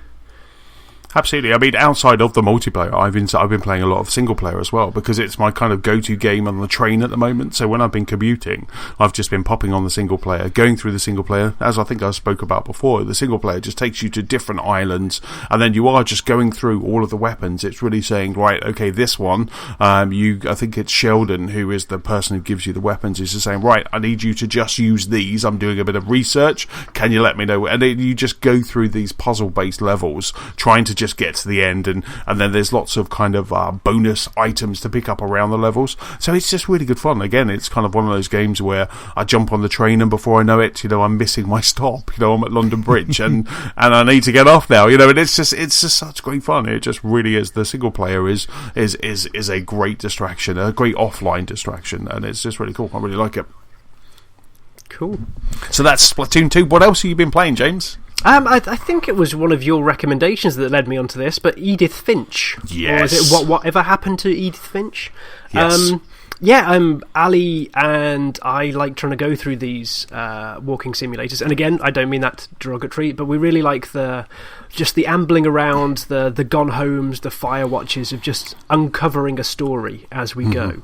And unfortunately, Ali doesn't cope too well with me doing the first person controls without her, so we can only play it in about 20-minute, half an hour stints before she gets a bit motion sick. So we're playing this in stages, but I went into Edith Finch, I think, in the best way possible, where I didn't have a clue what it was about. I think I must have heard people recommending it, but I guess because it's a narrative game, people don't give too much away. And I'm probably going to keep it like that now. But just the variety of what they try and show, it's I guess is loosely a Gone Home thing where you're exploring a home, but that's about where the comparison ends. Everything is just so intriguing. Like, you just want to keep poking around in there just to try and find around the next corner. So I won't say any more, but if you like the story-driven, the narrative games, the walking simulators, I can heartily recommend Edith Finch. It is very surprising. So, yes. So have you finished it now? No. I kept this out of the news at the top, but my TV broke at the weekend, so I'm currently lacking in TVs. You can get a 4K one now. Unfortunately, the TV man says he can repair it. So, damn him! Damn your repairman. Yeah, but so that has curtailed our Edith Finching for the moment. Right. So we will hopefully finish it next week. But apart from that, with Manny and a few friends around at the weekend, we jumped onto the PlayStation and played That's You. Cool. Yeah, I was actually quite surprised because I've heard very mixed things about it. I know you were enjoying it, but I've heard other outlets put it as a subpar Jackbox, shall we say. And I think the way they portrayed it at E3 left some doubts in my mind as to how fun it was. Was it just like this big corporation trying to cash in on, hey, the kids think this is cool, let's put some quirkiness in it? And I think it works. It really works. And I think the thing that makes it stand out is the ability just to draw on people. There's just a beautiful delicacy of trying to, I guess, mix the selfies and the thing that made Jackbox great, which were the picture drawing. So combining the two is beautiful. Although some of the results are not beautiful. I do not recommend playing this with every audience. It's so, I don't care how good you are at drawing. It's so ridiculous to try and draw anything decent with your finger. On your phone. It's just, that is a task. It's a mammoth task. One of our numbers pretty much knew we might be playing something like Jackbox or Hey You, That's You, and they brought their tablet. I thought, this is almost cheating. This is almost cheating, bringing professional equipment to this. Get the stylus out. That's what you need, Darren, for your iPad Pro. You need to get the stylus, and then you can there cell shading and doing all of that. But, excuse me. Yes. One of my favourite rounds is the last one, though. I don't know if it's the same every time, actually, but where you take one picture and then it's almost passed around. So someone draws a little bit of it, then it gets passed on and someone else has to draw a little bit, and so you just get this composite picture of everyone's ideas thrown into one thing. And love that idea. There were some interesting results that came out of it, but there's just a joy of seeing everything unfold, because you see every picture at a certain stage, right. But then at the end, the final result is a surprise to you. So see it build up to that. Yeah, it's good, and especially I think it's currently free on PS Plus as well. Yeah, so it's a bonus game. I think because when I first got it, I just tried playing it with me and Claire, and it was a completely different experience when we played it with like 5 of us. Yeah, i.e., with me and Claire, I was kind of like really disappointed. I was like, I was expecting it to be a lot more than that, but then we rolled it out quite precariously. Actually, I was like, well, give this another chance. I don't know if it's going to be that much good, but with 4 or 5 of us in the room, it was a completely different game. Yeah, with completely different rounds. It's like that round you just explained. I don't think we did that one. Oh, so, okay, cool. Yeah, it just seemed to jump about. But how much you'd get before you saw that, I don't know how much variety's in there. But I think it's, as a bonus game, it's fantastic. I'd maybe question the £16 price tag. It's not that much really. It's not that much really, and if you can wheel it out at a few parties, it's probably worth it. I've only played it a couple of times so far, but I liked it. The last time I played it, I had a hoot. It was great. It sounds like you had a hoot. So how many people did you have round? There were 6 of us in total. Okay. So the only downside for it is I think it went on a bit long. It would be nice to have like a short game option, because with Jackbox, I think especially, that you can get them done and dusted in like 15-20 minutes. Yeah. And there just seems to be an epic version of That's You. Like there's a round plus 1 for every person in the room, so we had a 7-rounder, and it'd be nice to like cut it down, because I'd probably be more tempted to jump back in. Knowing it's that length just puts that little bit of a barrier, going, well, have we got this time? If people don't react to it, it's a bit of an investment of the time for everyone. So yeah, I think if they can try and maybe add a shorter option or just a way of configuring it, then I might probably will go back more often. Yeah, I think they've got a lot of things right. I mean, the look of the game and the music, I think they've struck a nice balance there. I really like the aesthetic. And as with Jackbox, I love the way that everybody can use their own device so that they're comfortable with it. Yeah. So old or young, people who aren't gamers, they're not used to these fangled console pads and stuff. They just get their own device out. They're comfortable with that, and everybody's sort of on an even playing field with that. And I think that's quite it unites everybody quite well. I will say it's not as easy as Jackbox, though. No, it's not. Because Jackbox, you can go to a website. Yeah. With that, you have to not only download an app, but then you have to be on the same Wi-Fi network. Yeah. And admittedly, I'm quite generous when people come round. First thing I do, there's the Wi-Fi password. But it's just another barrier, and they're little ones, but it's just that usability. Jackbox still has the edge over.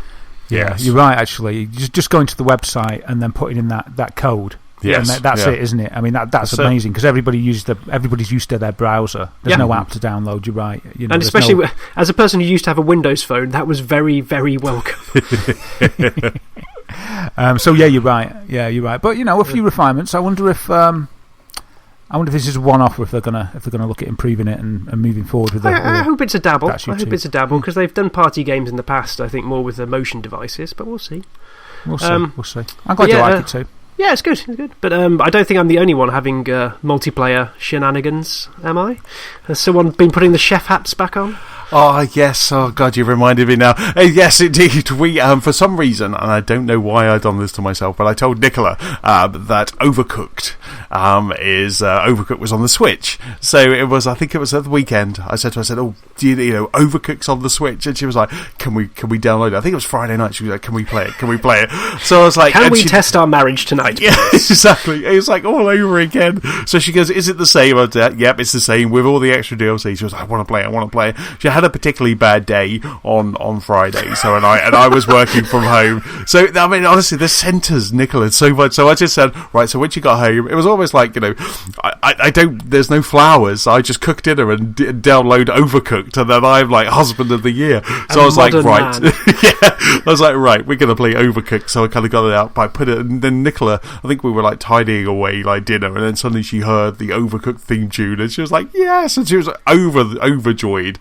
And then so we started playing Overcooked on the Switch, which is working really well. Again, I'd heard some horror stories that the frame rate was really bad, because I did say to Nicola, I said, right, we're going to play this. I've heard some stories that we're waiting for a patch, but let's just kind of see. But in multiplayer, it seems to be working absolutely fine. So Nicola has the Pro controller, I've got the little dog controller, so using it that way, and we're just having. It was so funny because the first 3 or 4, done it again, the first 3 or 4 levels, I just, this is so lovely, pass me the tomato, everything's lovely, and then you get to like level 5, and then Nicola starts screaming at me, and it's like, just, why can't you just, I mean, I think there was one point where we got to the first ice level, and I was like, oh, I don't want to do this, I'm enjoying it so much, I have so much fun, but the funniest thing I love is just kind of watching my wife kind of go from this timid thing to just screaming at me, and jumping up at the TV and going, I need you to go here, and she's like, why is it so hard for you to understand?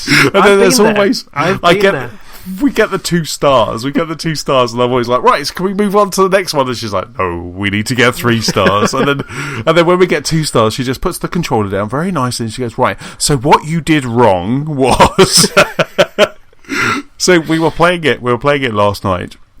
And we we're now we're at World 6, which is where you kind of go back around all of the worlds. It's like a best of level. And we got to the 6-3, which was the ice.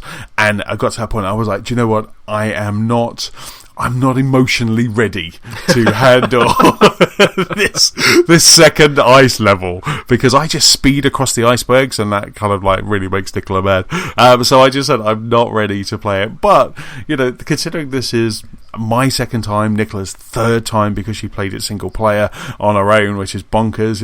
I am absolutely loving it. I managed to, because I didn't want to play the ice, I managed to introduce her to the Zelda sword challenge where you have to do the 45 levels, and she's a little bit hooked on that at the moment, so that's kind of given me So you've distracted her? I have. It's like, look at here and then look over what this other hand is doing, so I've distracted her with that. But Overcooked on the Switch, if you haven't played it, then this is a must play. We talked about it last year in our Game of the Year, and I think I still kind of just couch co-op chuckling away until the tears start. It is just so much fun, and when you are actually a cooperative kitchen that really does gel, and I'm doing exactly what Nicola tells me to do, there's something gorgeous about this game. There is something that is just very satisfying. Yeah, we've introduced my sister to it. Well, I think Eurogamer last year at EGX, she got her first taste. And was it you, me, Will, and my sister sat down for a 4-player version of it? Yes. And I think you and I just looked at each other after the first level and go, we cannot work with these amateurs. With these people. The disparity in skill was too great. But she's picked up her 360 has finally died, and so she's moved on to the next generation. And one of the first games that she and her boyfriend picked up was Overcooked. Yes. So we got a message on our family WhatsApp going the other day. It's like, me and Alex can never make fish and chips again. just left it there, and Matt and I both completely understood the pain at that point. Yes, in time. Yes. It's the pizzas as well. You're making pizzas, and the one thing that, because I know what's coming, the one thing I'm scared of is that last level. Where it's like 15 minutes, and you know in about 7 minutes if you're going to do it or not. So you have that thing. Is like, should we just restart this, or should we really kind of give it some? And that's just that's scaring me, just knowing that that's coming. I've got to play it. So I am absolutely, like I say, loving Overcooked. I hope, I really hope that sometimes we will get maybe an Overcooked 2 or an announcement kind of soon, because I just think there's so much more that they can do with that, and there's some really good mechanics that they can just mess up. So I've been playing Overcooked. I also dabbled very briefly kind of one Saturday morning. Titanfall 2 is now available for anyone who has the EA Access or EA Vault on PC. So Titanfall 2 is now one of the downloadable titles. So Titanfall 2 and also Battlefield 1 are both now available via EA Access. So I downloaded Titanfall 2 because I played that on the PS4, but I downloaded it, and they had a new mode called Frontier Defense Mode. And what Frontier Defense Mode is, just Horde Mode. It's Horde Mode, but with mechs, and it's fun. You have to protect a core. So the core is kind of your base.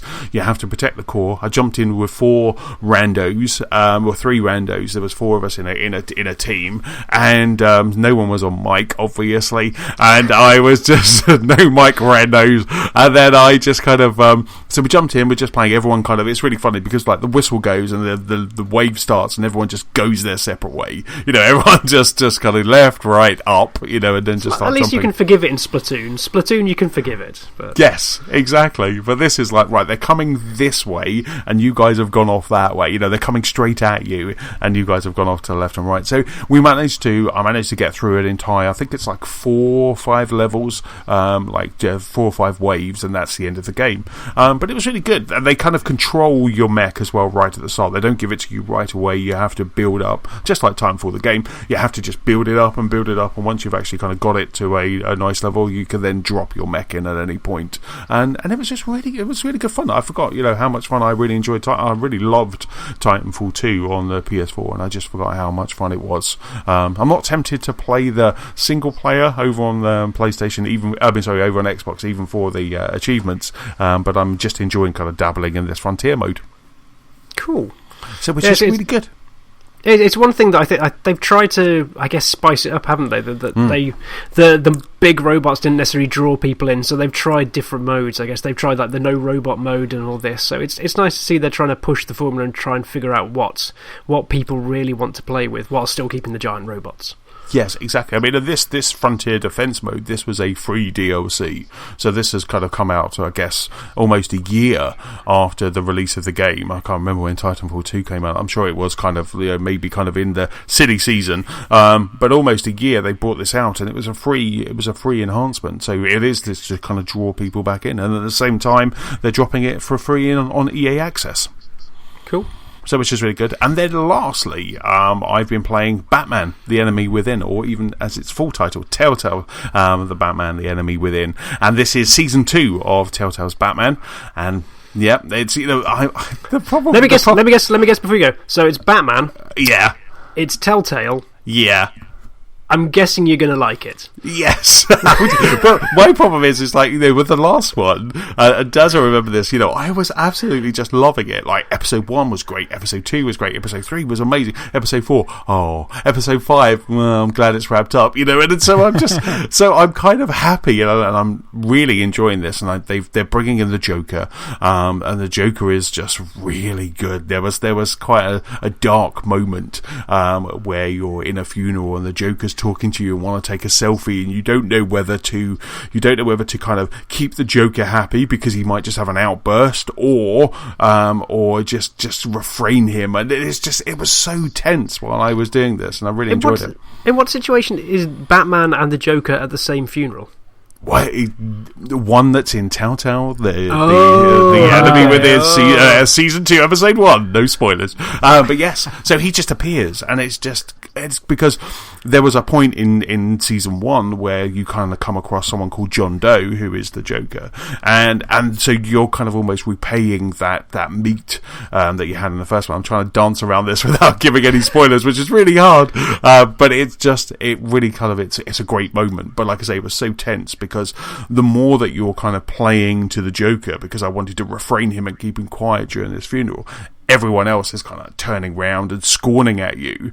So you're losing kind of friends. It's always like, so-and-so will remember this, and they will remember this. I'm like, I'm trying to please this maniac sitting next to me, but I'm actually kind of losing the respect of the people that I want in my, and it's such a great game. So the end of the first episode finished on a high. It has the Riddler, it has the Joker. I can't wait for episode 2. Cool. And that's kind of what I've been playing. So it's really good. It's quite funny when we kind of came up to pod. I was like, I haven't played much, but I've actually played quite a bit. So I'm quite happy. So right, shall we jump into the news section? So let's start the news section. In this week's news section, Sony are offering a PSN olive branch. The Xbox Achievement's about to get an overhaul, and kids, your country needs you. But Daz, the first piece of news, so is with you. It is. So let's kick it off with good news for PS4 Pro owners, maybe, as the PS4 Pro performance could be enhanced with Rapid Packed Math. There you go, Rapid Packed Math. That's the new buzzword. What? PS4 so like Pro owners. Zipped sums or something? I think it is it like is. when you put the brackets around it in Excel? Is that what kind of? That's it. Yeah, nailed it. Yeah, that's exactly what it is. We can move on. Game designing's easy. So, AMD are bringing out a new range of graphics cards called RX Vega. Okay, right. They're coming out next Monday. Ooh, okay, yeah, very very soon. So these are going to use this thing called Rapid Packed Math. Okay, we'd call it maths, but AMD must be an American company. I'll stick to the way they phrase it. Rapid Packed Math, and what this does. It allows, right, we talk about flops, float point operations, and, when that gives us a teraflop, etc., which is an estimation of power of a console. What Rapid Packed Math allows is it allows a system to calculate 2 half-float operations at the same time. Right. Okay. And your system, the graphics card or whatever, the CPU, GPU, can do that at the same time it would take for one full float operation. Okay, so it can do 2 half float operations, which are called FP16s. At the same time, it would take one FP32, which is a full float operation, to be done. What AMD say, the way they phrase it, probably better than the way I'm phrasing it. Let's see. It's they say next-gen compute units, NCUs, provide supercharged pathways for doubling processing throughput when using 16-bit data types. In cases where a full 32 bits of precision is not necessary to obtain the desired result, they can pack twice as much data into each register and use it to execute 2 parallel operations. Are you following me? Yeah, no, I'm just laughing. So they're basically saying if you use half the data, you can do it twice as fast. Yeah. Brilliant. Brilliant, isn't it? So this is ideal for a wide range of computationally intensive applications, including image video processing, ray tracing, artificial intelligence, and game rendering. Now, there's people getting excited because Mark Cerny, way back when the Pro was being launched, he said that there were a few features on AMD's future roadmap that were going to be applicable to the PS Pro, and this rapid packed math is one of them. Mark Cerny said that this has got the potential. This has got the potential. This isn't going to. This has got the potential to radically increase performance. Full floats, half floats. Does it float your boat? What do you think? It definitely sounds like an implementation detail, as I like to say. If it's out there, people will use it, and you will get the most from it. But it sounds like an interesting way of doing things, because if you're asked to halve the precision for a lot of world stuff, shall we say, then it also has its limitations. Like, you have to possibly, depending on, it's abstracting away far too much, but do you have to make the world smaller? Do you have to have less fidelity in other aspects, be it movement or aiming or something like that? There will be a cost, I guess, the fact that you're halving the precision. So I guess if it's used in the right circumstances, where you didn't need a full 32 bits of precision. I'm trying to think of any good example, but it's so context sensitive. Like, if you're trying to, like, an open world, you need probably 32, if not 64 bits of precision, because your characters are going to go across such vast distances that you need that level of precision. But if everything's like in a local space that doesn't matter about the larger world, then you could probably get, like, your characters maybe looking fancier because they are just doing more operations, but they know the world space they're operating in. So it sounds funky, and it seems like a really simple option as well. It's like, when you can jam 32 bits in, why not do twice as much? Yeah. It's someone thinking outside the box. Yeah. They're saying that this isn't something that will just be switched on and everything's going to be better. It's something that has to be actually implemented by developers. Yeah. So people that are reading into this thinking, oh, classic, this is going to be like an upgrade for the PS4 Pro, it totally isn't. It would have to be implemented. And then there was some doubt about whether developers would implement it because it's extra work for the PS4 Pro. But then there's another school of thought that because this is coming out on PC, and so the developers will hopefully be harnessing it for the AMD Massive that are going to be jumping on board with this graphics card. If they're doing the work there, then there's every possibility that they carry it over to PS4 ports and have this this rapid pack math in there as well. But I think the bees got buzzing on, like, I don't know, the forums and stuff around the internet with quotes such as this from Mark Cerny. If I just take a portion of it, he said it's possible to perform 2 16-bit operations at a time instead of one 32-bit operation, like we just talked about. In other words, and this is the bit that's going to get people going. In other words, at full floats we have 4.2 teraflops. But with half floats, it's now double that, which is to say 8.4 teraflops in 16-bit computation. Let the wars begin. It's like, we've got 8.4 teraflops now, so take that. But it's not as simple as that. Teraflops aren't an exact science anyway. But the thing is, like you're saying, it's not like a system thing. It's not done in the architecture of the system. It would have to be sort of harnessed by the developer, and they'd have to work to make the game support this rapid pack math for it to see the benefit. So it's not like every game going forward is going to see this benefit. But interestingly, there have been a few games announced that are going to harness the power of rapid packed math. And that's Far Cry 5 is one of them, and Wolfenstein 2: The New Colossus. They're both going to use it, but I think that's on PC. I think we've only got like confirmation that's on PC. Will that carry over to PS4 Pro? We will see. If Mark Cerny was talking about it in the early days of Pro, saying that was on the future pipeline, you'd think that it probably would. But we'll see. We'll see. First of all, we'll see if it happens. if it does happen, we'll see if it makes any tangible difference. But it's something that a few people are getting quite excited about. You know, and who doesn't like a performance boost if it's there and if it's easy to do? Now, I don't understand how easy it would be for the developers to implement that. But I suppose if they're doing it anyway with a PC game, but usually it's the opposite way round, isn't it? Usually it would be the console game that gets ported to the PC, not the other way round. So horses for courses. It confuses me a little bit. I don't know what to do or what to think. Don't worry. There'll be flops happening without you somewhere in the world, and you just have to accept it. It's flopping me around the wrong way. This, I tell you, I don't know what to think. But yeah, it's potentially. Let's see the headlines that are hitting all the sites. It's like things like PS4 Pro Rapid Packed Math narrows the gap to Xbox One X. When in fact, what it should probably say is, you may see some benefit occasionally because of Rapid Packed Math.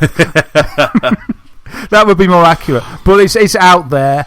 It's something. Well, it's not out there yet. It's going to be out there in about a week, and hopefully, you know, there'll be some extra power in your Pro if you own one. So we'll see what happens. Excellent. Fantastic. Next piece of news is with me. Very quick one, but it's one that definitely kind of piques my interest. Is that pre-order bonuses are out for Forza 7.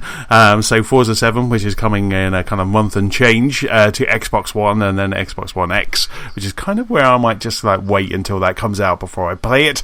But the Forza 7 pre-order bonuses. So if you pre-order Forza 7 right now on the Xbox Dash, you will get the Hoonigan car pack. So the Hoonigans, I had to ask my brother who the Hoonigans were, but the Hoonigans are Ken Blocks. I think I saw one when I went to Goodwood. I saw like a Hoonigan Ford Focus, but the Hoonigans are the current World Rallycross champions. So it's Ken Block and his team. They're very kind of distinctive because a lot of the time they have that kind of leopardy white, black and white leopardy stripes on the cars. But this is a team that kind of obviously fit out and cars, and so the cars that they fit out are always called Hoonigans and then something else, and then the actual name of the car. So anyway, so Forza 7, if you pre-order now, you get obviously if you pre-order the Ultimate Edition, you'll get a couple of days before everyone else, that Ultimate Unlock that Microsoft do with a lot of their games.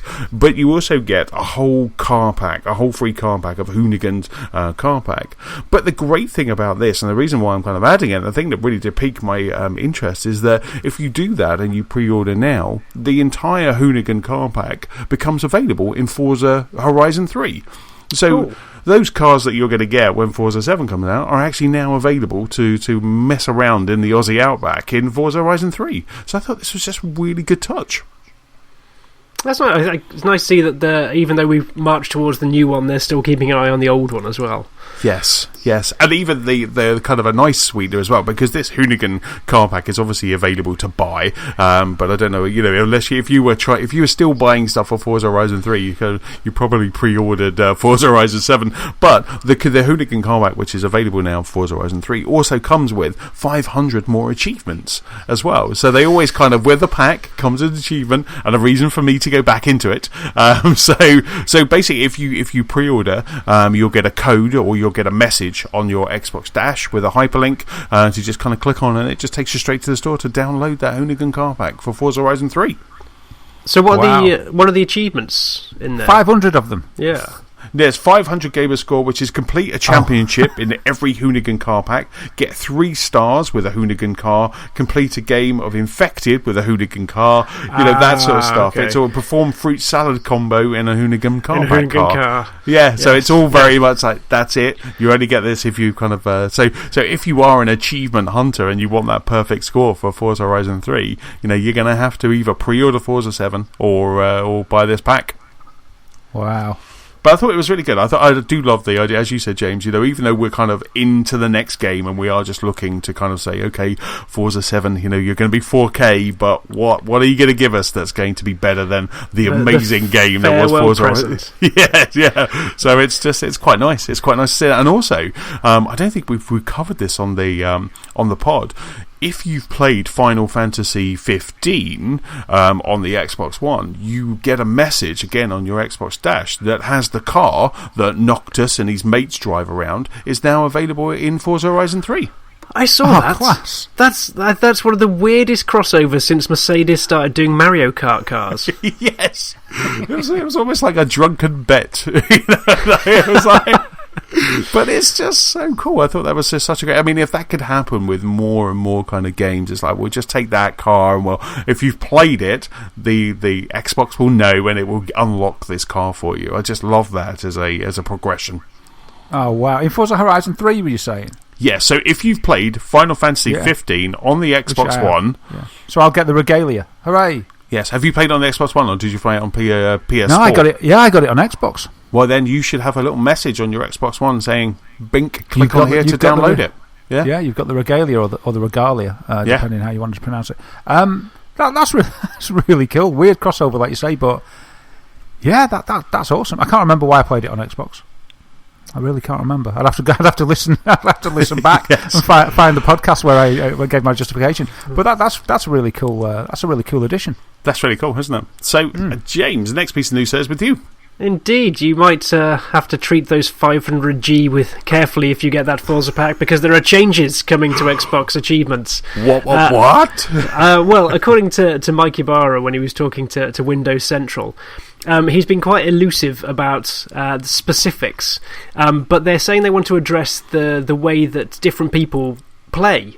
So you could get, say, the professional Halo 5 player who has only ever played Halo 5 for any length of time. He might have maxed out that gamer score, but, he hasn't got the breadth of titles under his belt to give him a big gamer score. So they want to try and do something about that.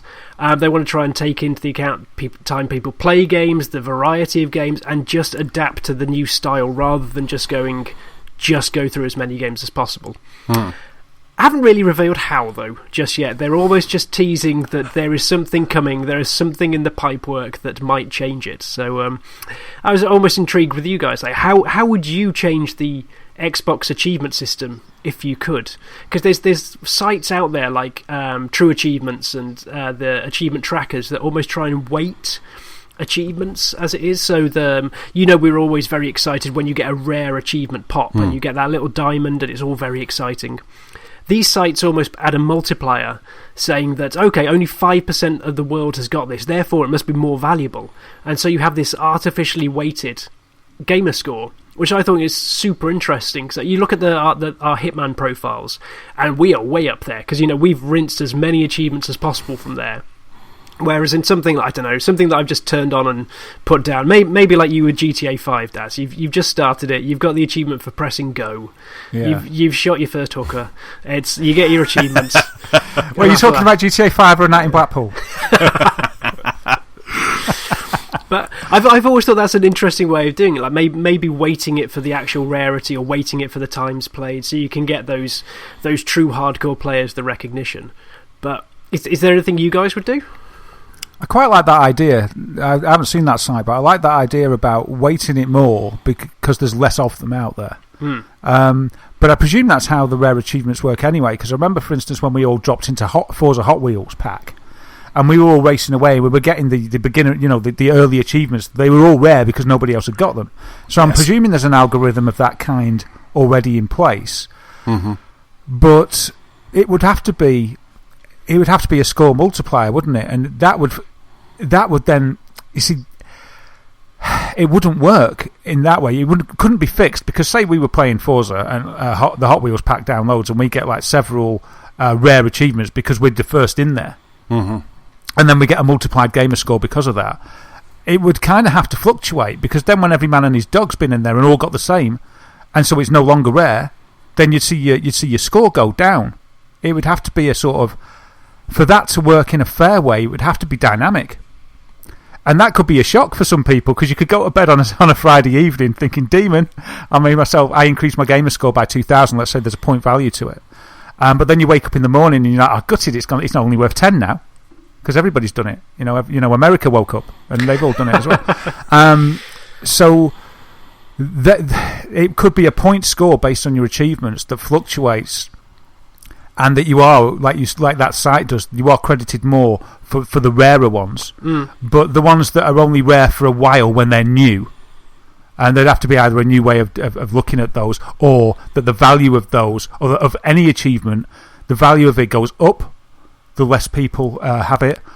But as more people get an achievement, then the value of it goes down. Yeah. And so that would be a sort of a fluid point scoring system based on your achievements. And it'd solidify eventually, I think, because the rare ones the really hard ones would stay rare, but your new games, they would, that you may get a rare one on straight away, then that would sort of they'd bob up to the surface as being common. And it just sort of, there'd just be a little bit of bedding in for the points when you got on new releases and things like that. But ultimately, games that had bedded in for a few weeks or a few months, there'd be a pretty steady, you'd have a pretty steady score. But then to do something like that would cost some server calculations. It'd cost some CPU, wouldn't it, to be constantly working that out for the player base. But I guess it's how much track they want to put into it as well, because I guess you've got a lot of people who enjoy achievements how it is, and maybe they don't want to shake the cart and upset those as well. I quite like the idea of taking in gaming time as to building up a reputation of a gamer score, because for me, I don't really hunt the achievements that much, but I love games. But I don't really go through the achievements, and very rarely I will do it. But it doesn't have its pull for me anymore, like it once did. I just play the game because I love it, and the achievements are a bit of a bonus. And then it'd only be on games like, I don't know, really challenging games that I might get into the achievement side of things. But I know, Anthony, you love to get all those Chivos, but I'm sort of not bothered. But I still consider myself as a worthy gamer, I'm worth a score too. Just because I don't hunt out those achievements, I still consider myself a pretty, what's the word, dedicated gamer. And it would be nice if time had a bearing on that for me, because you guys' scores probably, I don't know what you've got, but it'll be massively more than me. But it would be nice if I had a bit of a pat on the head for all the time I've put in. So that would be a nice thing. If it took into account gaming time, that would be nice. But I don't know how they'd work it. Just a sum of hours played that equals so many points or something. Couch potato award. No, I totally get what you mean, because it's kind of, there are people out there that do hunt for the achievements. They play the games just to get the achievements. And as you were alluding to, Darren, I think there are kind of times where I will play a game like Gears of War, and I will say, right, okay, we need to do 10 levels of Horde on this map to get this achievement. And I played Forza like that as well. But for me, I've always seen that achievements have helped me play a game. Once I've completed the story, they've given me something else to go after, and that's one of the things that I absolutely love. And it's really interesting, because when I saw this new story, I'm just like, well, why do you need to change them? They are perfect.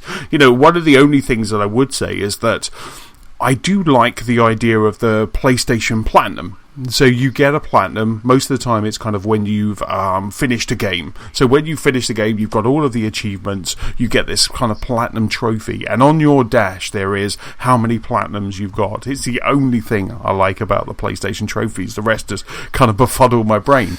But I would like that. As someone who doesn't 1,000 point or max out a game every game I play, it would be quite nice by my gamer score, by that kind of how many years I've been an Xbox gamer, that I had how many games I've completed. With the old 360 dash, you used to be able to go across to a blade or a tab, and it used to show you all your completed games. And I used to like that. Because for me, when I do love a game, I want to complete it. I want to get all of the achievements. It irks me, and every now and then I'll fire up Viva Pinata because I haven't got. There's 2 achievements that I haven't got, and they kill me, that I haven't got it.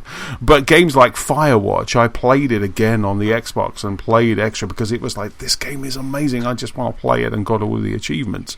So for me, I just think I'm not too sure about, because I feel that to get an achievement, you should earn that achievement. And even though you've played Minecraft for more hours than there are actual hours, it's like, should you be getting extras out, or should you be working towards those achievements?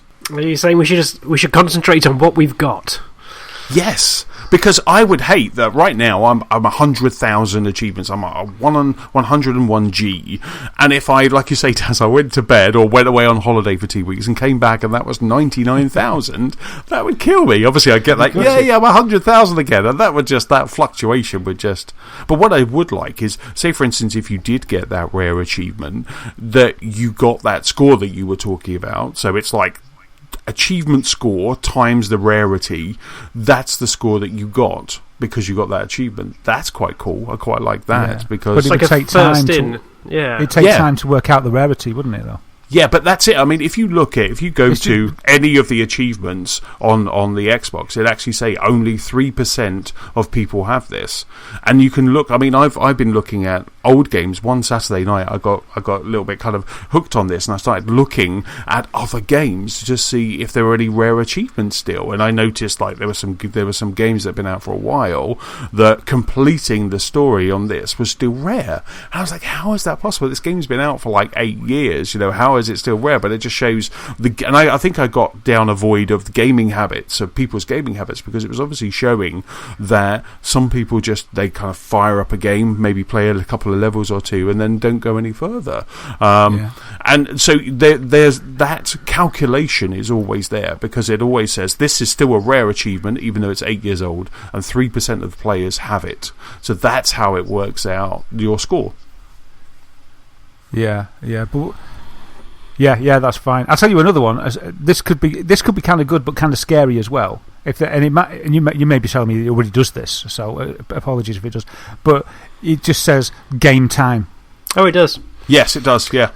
Does it tell you? Or you get? Oh my goodness! And that's one of my favourite things about Hitman. Like there was quite a few of us at Hitman playing it obsessively at work, and the Xbox is, I haven't dug too down in the PlayStation one because I've only played on Xbox, but it gives you like a whole batch of stats for it. So I'm looking at my Hitman feed now. I've got 64 achievements. I've got 6,383 minutes played. I've got 3 elusive targets, 10 escalations complete. It gives you like a series of leaderboards over one game. So across one game, I think we're always well serviced on the Xbox. Yeah, what I meant was a cumulative total of every game since you've been with Xbox Live, like hours gamed, not just one game. Right. How many hours you've notched up on your Xbox? Not on the menu screen. Not on the menu screen. Not on the menu screen. Asterisks. It could even be like it could be separated into a pie chart like other, which included YouTube and iPlayer or whatever. But what I'm saying, it'd be good but scary, and I don't know if an achievement would be the right thing to give you for it. But it just says gaming time on Xbox Live. And that's a total of all the games that you've played. Because I'm sure they could work that out. And it's just, it's kind of like, crikey, I spent a year playing games or whatever it was. I'd be really interesting to see, though, if they could do that. I'd like that. I don't know if they could give you an achievement for it. If you spent 10 years gaming, that'd be pretty rare. That'd be a pretty rare achievement, say. You get a lot of points for that. But I mean, there are badges left, right, and centre on the kind of Xbox. So when you look at your profile, there's lots of badges. You look at people like Major Nelson's profile. They have lots of kind of launch badges and E3 badges and things like that. I quite like the idea of that if you maybe picked up a game at launch. I kind of had that. I have that Forza Horizon launch day badge. It's almost like a kind of a commitment to that game that I kind of played it. I had a Sea of Thieves technical alpha badge because I've been participating in that. I'm not picking up any achievements while doing that beta, but maybe actually kind of give me something, just so everyone can see, because that's what we're talking about. It's kind of, you want people to be able to see what you've done, your achievements, your gaming prowess. Yeah, exactly. So maybe Darren, you're right. Maybe 100 hours, 1,000 hours in Minecraft. There's a nice little badge. I don't think you should be equated achievement points because that game. You could just leave a game on and go out, couldn't you? Exactly. Well, I've done that with Gears to get an achievement once. I just left the game run. Because it was an all ticker weekend and you had to get through waves, so I just put my character in the back of this truck and the tickers just blew themselves up and I got to wave 50. I went to bed, left my Xbox on, and when I woke up I'd got the achievement. I was like, score! Shocking. That is shocking. It's against the gamer's code. I've got a few mates. What do you think of this? I don't know if you do these things, because I think this ruins a game. I've got friends that they'll get a new game, and it could be they did it with one guy did this with Mass Effect, for instance. Okay, so this is a game that I wouldn't want ruining. A narrative game. Mass Effect comes out. He's like, yeah, I'm going to get this. I love Mass Effect. What he does, he reads all the achievements first and then plays the game around going and getting them. Rookie. I would never do that. It depends what you want to do, though, because I guess if you've lost the love of the story but you want to play it and you need some drive to get through it, I guess, because I always kind of like why are you buying the game? You know what? If you need that much sort of. If you need that much sort of shoving and pushing to do it, no, you will play it. You will play it. Find yourself a reason why. Yeah, I don't know. To me, it's just kind of that. It goes against the reason you're going to play a game like that. I could understand reading the achievements and going for them in a game like Resogun. Yep. Something like that. But for games like Mass Effect, for a game like Life, it's like Life is Strange. You know, like, let's just read all the achievements first. I just don't understand it. But some guys will do that. They'll see that there's. They'll see they'll think of the achievements before the game.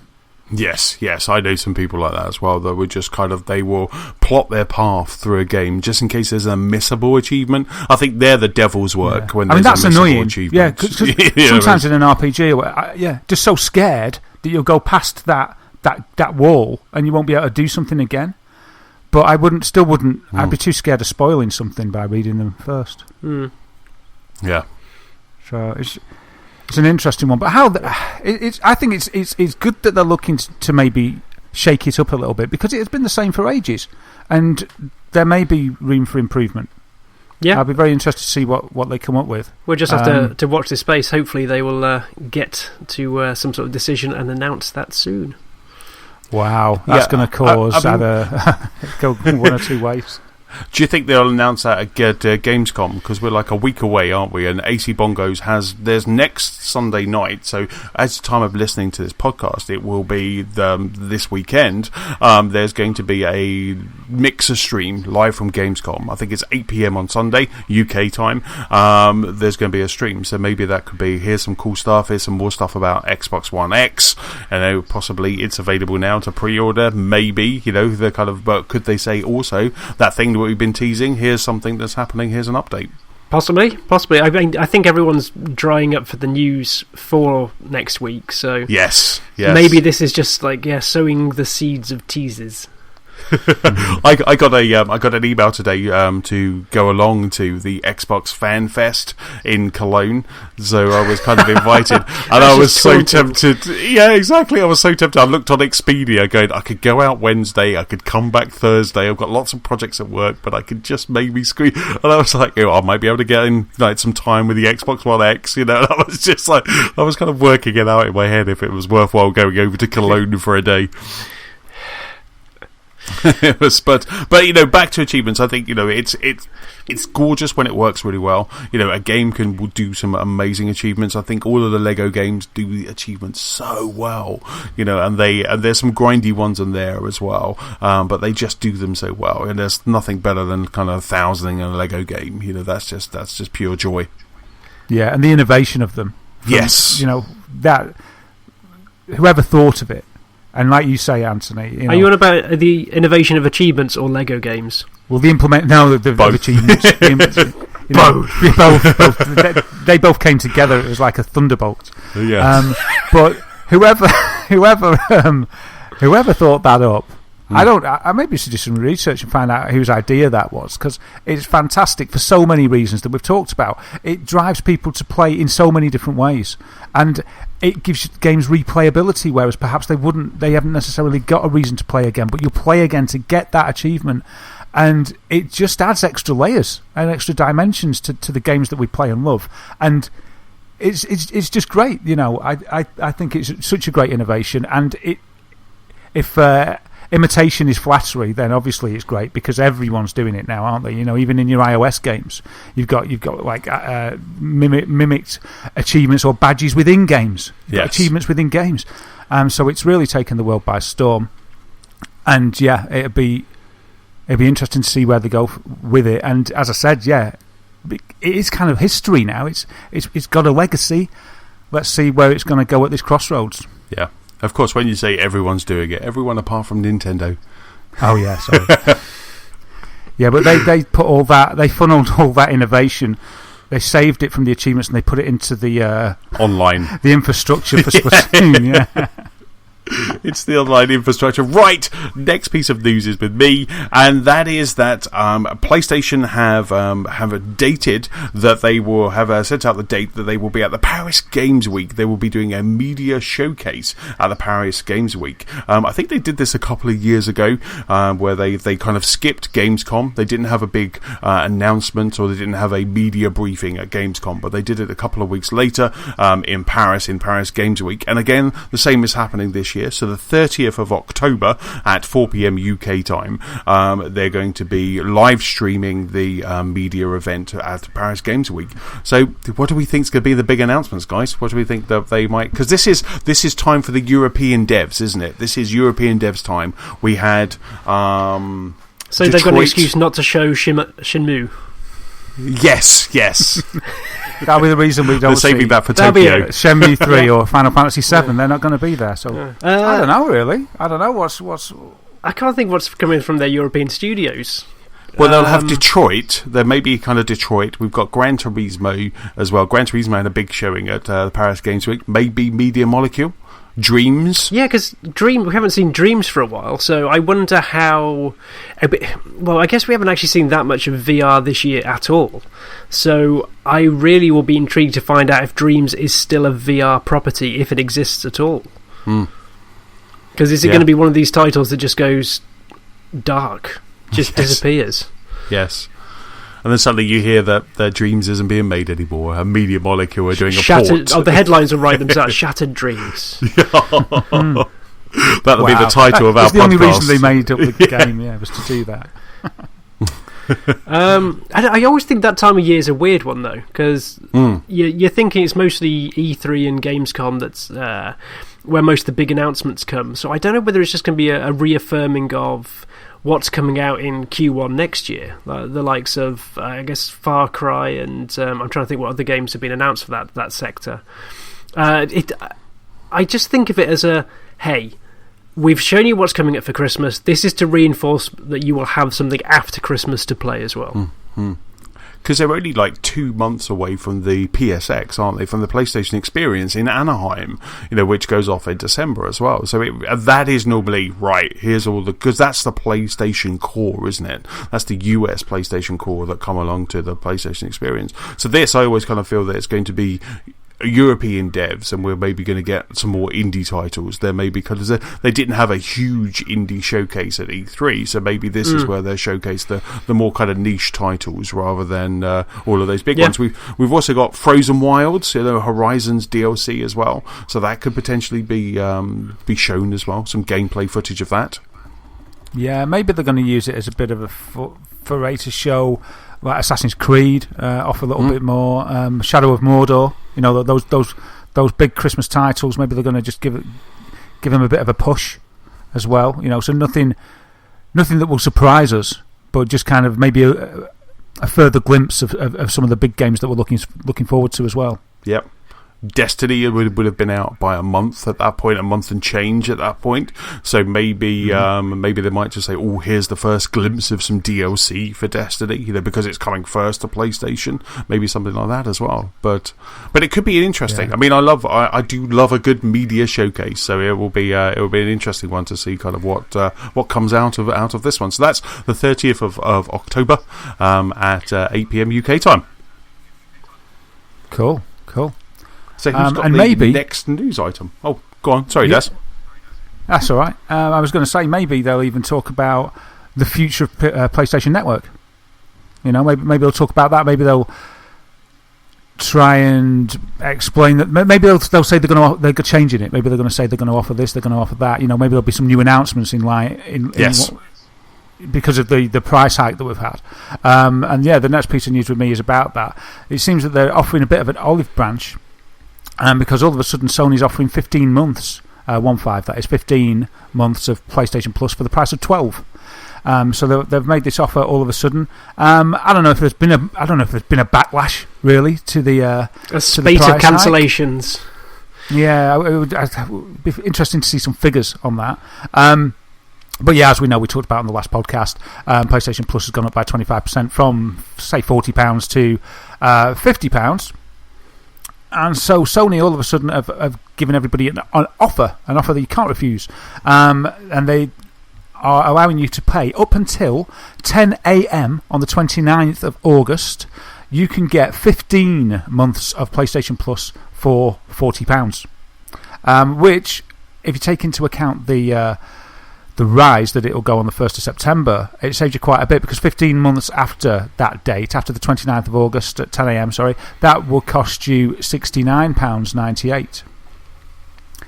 So actually getting 15 months for $39.99 is quite a good deal.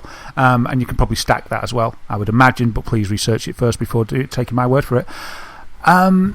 So do you think they've kind of thought, we best offer everybody a little bit of a sweetener here? I think so. I think the fact that this came out after their initial announcement, I think, speaks volumes. I think if they were truly planning to do this all along, it would have probably come in hand, or at least far more on that email that they sent to everybody. It would have By been the so way, we're much putting better. this up, but as one last hurrah, here you go.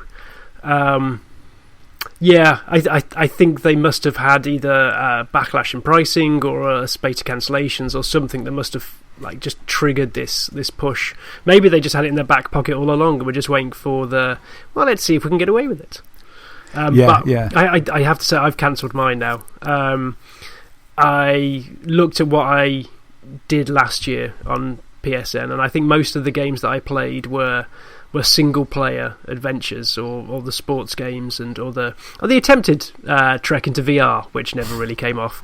And even now, I've agreed with Matt that we're going to play Destiny on Xbox One, because that's where we both got subscriptions, and I just don't play the PlayStation Plus games as much as I should. So it just all tacked up to I can't justify spending £50. Just think how many pizzas that could buy me. Oh my goodness me. Many. What it did for me, I ended up stacking 2 lots of £30 that I found for cheap, so I'm alright till 2019 before I have to think about it. Yep. But nevertheless, it did make me think about it. And even at what I did, I just did that. And actually, before I did it, I was on the fence a little bit, because I kind of did it because I do the podcast. Mm-hmm. I don't know whether I would have done it. I'd have done it sort of so unquestioningly if we didn't pod every week, and it made me think and ask myself some of the questions that you just mentioned there, James. Because it's like, how much multiplayer do I play? I don't play much multiplayer. How much of the PlayStation Plus games do I actually play? I enjoy looking forward to the games, but really, yes, if they're good, I've played. If they're good, I've played them. If they're good, I've played them, and it's very rare that there's a surprise. I'm not saying there never is a surprise, because sometimes there is. Sometimes there's a gem out there, and I'm thankful for that. But it doesn't cost me £40, and it certainly wouldn't cost me £50. Yeah. I would just buy that gem, for like £6 if I heard of it. So it made me ask those questions, and it made me even ask the question about my Xbox One as well. I'm going to renew anyway, but I was kind of thinking, because with Xbox I was thinking, well, I can still see people online and stuff. I don't play that much multiplayer, but ultimately, I just want it. I just want to have it. So I've got them on both. And as I say, I'm pretty stacked with my subscriptions, so I don't have to actually sort of ask those questions for a few years. Yeah, I think this is we just, after the redoing the garden and everything, we just did like that finance review that I think we do every now and again. And just looking through, I cancelled the EA Vault thing because I realised the last time I played it was 2016. I played FIFA and Madden last year just to see how it was, and I haven't touched it since. I thought I'd cancel that. Cancelled the PlayStation one. So we've just done a bit of trimming here then everywhere. So, but I think it just happened to fall at a time where it was too easy to go cancelling that because it's going to save me £50 in the next 2 weeks. So yes. And that's the thing that came with me, because I don't know how I've managed to do this, but both of mine now expire in the same month, which is a real pain. And I was just like, for goodness sake, it's like £100. Get yourself like a 6th-month code just to stagger them then. I'd need to do that. That's a good idea. Yeah. Because it's sort of a double smack in the face. And it isn't much over a year. But when it hits you with 2 in a month, you're sort of like, ow, double whammy. But the interesting thing is, like you said, James, it did make me sort of boil it down a little bit and ask the questions to myself about, because I just, as I'm saying, I just do it as a reaction. I just do this. I just give them the money without. I'm just like, yes, you can have my money. I don't, it's almost just a thing that I do. Well, we're all guilty of it, especially when consoles come out. Yeah, like it's that I have this rule where I tell other people, don't get a console until there's 3 good games that you want to play on them. And then do I listen to myself? No, I don't. Do as I say, not as I do. Yeah. Did you buy Switch day one, James? Yes. It was like, there was one good Did I run around Coventry searching for a PSVR? Yes. And the thing is, it's like the cost. Your entertainment budget goes up because you've got your PS Plus and then you've got your Xbox Live. You could have your EA Access as well, and I know those are all yearly. But then you can add on your Netflix. Yeah. You can add on your Prime, and and Anthony, you've got your music services as well. And before you know it, my first house, the mortgage was only £250 a month, and I'm like, I'm almost spending that out in entertainment budget. Yes. But it's weird because for me, and only this hike has made me think about it a little bit more, and I'm a bit more wary now. And as I say, I'll think about it in a few years.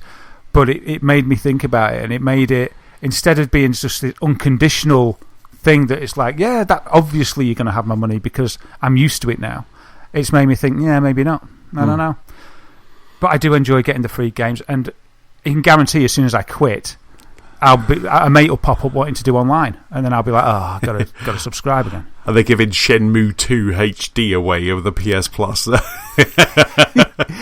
But you're absolutely spot on. With something like Amazon Prime, you don't mind spending the money for Amazon Prime because the amount of deliveries that we get and the great shows that are on the Amazon network, and there's space storage, there's music, there's so much that comes with Prime. It's a good catch-all Prime, isn't it? It really is, and even this weekend I watched the remake of Ghost in the Shell, but because at the moment you can rent that on Amazon Prime for $1.99, and I actually got some deal, so they actually took it down to 89p, so I ended up renting the new Ghost in the Shell, totally worth 89p. You can put that on the box, totally worth 89p, Game of Lost Park. And I sat there on Sunday morning because I got up really early and just sat and watched it, and I was like, this is fantastic. So I always feel like I should give Amazon more, because I get so much value out of it. But you're right, with the PlayStation Plus, there's only ever been a couple of games. Broforce is the classic one that I'll always say, where I'm like, I've never played this game, I don't know what it is, but then end up kind of putting hours and hours of fun into it.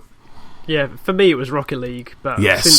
since then it's, I guess all it takes is one for make me think what if. But as I said to my friends, like who I've played FIFA with relatively regularly often on PlayStation this year, it's like the worst that's going to happen is I'll pony up later.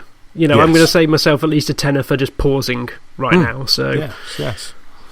Like you say, while you're doing that finance kind of, while the spotlight is on the finance restrictions, you can look good by not saying it, but then later on in the year you can just hide it, or you might get 6 months for free or stuff like that, because you used to always get those codes in the boxes and things like that. So there's always chance to jump back on, isn't there? Yeah. But you got me thinking now about my PS Plus, because I don't know what I. I didn't mean to sow the seeds of doubt. Yeah, exactly. I don't know what I would do without my Xbox, because I have to, as you were saying, I have to kind of do 2 every year, because that's one for Nicola, one for me. So we both have our own Xbox accounts, so we can play co-op games, single screen co-op games. Even when we're couch, we're 2 Xboxes. So I always have to pay for those 2 Xbox ones as well, but just one on PlayStation. But even I was looking at the weekend at the games library, because Flames and the Flood, which is a game that I really kind of wanted to play, is now in the Xbox Games Pass, and that's like, so I just thought, well, if I pay £7, I can actually get to play Flames and the Flood, and some other games have been added as well. So there's always kind of like diverting cash from one to another. It's like one big slush fund, and it just needs to go in the right column to get it past the guards. Yeah. Indeed, that's a pretty good way of thinking it. It's a shame it doesn't. It's not sort of like rolling weekly, no contracts for all of them, and it's like, right, I feel like PlayStation this week, so you're on PlayStation, but then you change your mind, and then you shift that subscription to your Xbox, but you can't play your PlayStation online, and then you shift it to That'd be good, wouldn't it? You shift it to Games Pass or shift it to PlayStation Now. Make sure you've got a proxy so that you look like you're in Canada. Yes. And jobs are... Oh, God, here comes that list again. But, I mean, for Xbox, I would never want to finish my Xbox Live subscription because I love that number. I'm always disappointed that the number should actually be 1 year more because at one point I forgot all of the accounts that were in Chessman. So I was Chessman UK for a while, but then when I stopped using Chessman, it got freed up, and then I bought Chessman back for like £10, and then dumped Chessman UK, and I was just like, so I got that, and that made me feel really happy. So I should actually be 1 more year higher than I am. So what are you? Because I've got 14. I was in there with MotoGP right from the start, which I'm very proud with. Wow. See, so was I. See, Chessman was there. Chessman was there the first day that Xbox Live became a thing. I was there with my original Xbox, that pack. You had the headset, you had the disc. I was there. I was like, this is amazing. I was pulling my cable from my modem up the stairs and plugging it in so I could play online games. I was like, this is the future. So I think I'm something like 11. I think. So I just I lost some years. They're the Chessman UK years. That's it. Once it's gone, it's gone, isn't it? You don't feel the need to top it back up as often. Yeah, exactly. I'll have a chat with the powers that be one time. I'll go to the Fan Fest and have a chat with Phil. Give me my years back, goddamn you. What about you, Daz? How many years are you? I don't know. I was furiously trying to find a link then. I think I'm probably about 11. Right. But I don't know exactly, which is a shame because I would have loved to have that to hand. But the ridiculous thing is for me is like there's a ridiculous loyalty there. Like you're talking about your Xbox One, and I'm a bit more like sort of flexible about my PlayStation 1. But when you come to like say stop my Xbox One, I am sort of like, but that's like my gamer's passport, if you like. I pay that, and it's very strange. It feels like paying that is just part of being a gamer, and that's amazing that they've done that to me. So it's interesting when it actually. I think it might be, like you say, I wouldn't want to lose my consecutive years, but I'd love to just experiment and see what it was like on the other side to see if I missed it. I probably wouldn't miss it. I'm just a fool spending this money. Just to update you, you are 13. Oh wow, 13. That's pretty good. What were you, James, again? 14. Yeah, I was a bit confirmed. Once again, that's right. First again. Trophy Thomas wins, and you've also got a couple of badges as well, haven't you? As well, you've got a Connect badge and what's the other one? Xbox One launch badge as well. Yeah. Xbox Day One. Xbox One Day One. So that's what I mean. It's that kind of. I like those badges. I think those badges are pretty awesome. Yeah, extra kudos. Yes, back to kind of looping back to our previous thing that we were talking about. Anyway, I think that's really next piece of news, James, is with you. Yes, so this is about GCHQ and their quest for kids to play more games. I think it's a slightly simplified headline that got thrust into the news this week, but the former boss of GCHQ, Britain's Secret Service communications skullduggery spy type place, has basically asked parents to just ease off on their kids and let them play with more digital devices. The long shot being that they really want the kids today to become au fait with gaming and networks and social media, to try and encourage them to get into, I guess, the real technical side of it, being coding or encryption or just the virtual world in general, to make sure that the UK is better placed to deal with the potential threats from a cyber attack in the future. So it's a bit of a weird, vague ask. I thought someone from GCHQ might go, rather than go, "Hey, just keep looking at Facebook," might maybe suggest more constructive ways that the youth of today might be able to impact the future. But I guess he's just wanting them in the ecosystem, in and locked to tablets, which I'm pretty sure, talking to a lot of my friends with kids, that's not a problem. I was thinking more that maybe they'd want to try and promote like the skills of learning code at school, or maybe the after school clubs to get into the programming, or push more maths and sciences. So funnel them down a more sort of focused tunnel. Prime Minister says, make more memes. Yes, yes. GIF for your country. Yes. So I don't know whether the full column maybe goes into more, but it just seems like a very bizarre headline to come from someone supposedly so well placed. Yes. Wow, that's really interesting. I mean, when you first started, I thought you were talking about more kind of, because gaming is, hand-to-eye coordination, it's problem-solving, so I think it's more about that, but that's just really interesting. Maybe every tablet does that folding thing, that PlayStation 2 did, we're kind of, all the tablets that are being powered, they're actually powering a supercomputer. They're all just mining bitcoins, that's what they're doing. Off of our devices. Yeah. Yeah, the defence of the country depends on how many PCs are running. I mean, Battlefront or something. Yeah, he just goes in to say that we're in desperate need of computer scientists and engineers. So, I guess this is how I ended up where I am. Like, admittedly, I'm not trying to save the country, but I am programming. So that NES at a very early age made sure that I was down this nerdy route. So yeah, maybe playing with an iPad and watching Peppa Pig from the age of 2. Maybe you're just gonna just get them into the system, and they'll never look back. Yeah, I mean, I went into IT because of games ultimately.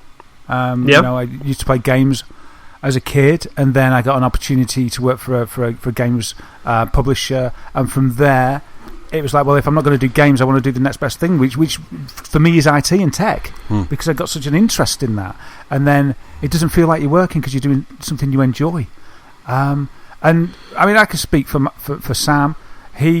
I'll talk to him about this and that, about what he likes, and he likes technology. He'll say, I like technology and science and stuff like that, and in the programs that he watches on like CBeebies and stuff, they're quite good the way that they feature science and technology in them in a fun way, because science and technology is all about the fun stuff. It's the computers are always behind, well, not always, but a lot of the time they're behind a solution. They're behind the fun thing. They're behind the way that the ship can change from a boat to a plane and stuff like that. And instead of it just happening, they'll have the guy who's like the computer whiz that does all that. And so I'll talk to Sam about like what he wants to do, or just generally. I'm not, he's too young to actually know what he wants to do. But he'll say that he loves technology and things like, and science and things like that, because that's the way that it's portrayed to him through the channels that he sees with me. I mean, I know there's a lot more stuff out there. I mean, so I think like you say, they're all sort of there already. And maybe that article goes on to say, get them hooked with that front end, but don't be afraid to maybe show them a bit of what's past that door. But then the thing there is, I think there's a lot of parents where the kids are more au fait anyway than them anyway, aren't they, these days? Well, what I like is that halfway through, I would look at the whole article, but it's behind a paywall. So as much as I love you, listeners, I'm not spending £50 to subscribe to the Telegraph. But supposedly halfway down, he just leads with your poor parenting may be helping them and saving the country, which is a sort of... Thank you, but like backhanded compliment at that point. Yes, ouch. I was thinking that. Yeah. So yeah, slap in the face with a pat on the back. Yes. Well, there you go. I'm sure many parents can rest assured. I'm feeling happier about letting Sam play Kingdom Hearts all day now. Cool. And the next news story is with you, Darren. Oh yeah, so it is. So this is a Switch story. In Japan, it's been difficult to get a Switch. They've been getting them either by queuing or queuing to do a lottery for a Switch. That's how difficult it's been. But yeah, they'd queue, and then they get to and then they'd be queuing for a ticket, a number, and then they'd draw numbers. It's like blooming Jingle All the Way. It's like then they'll do a lottery, and the shop will have like 3 Switches, and they'll be queuing around the block. Wow. It's been really hard in Japan for them to get hold of them.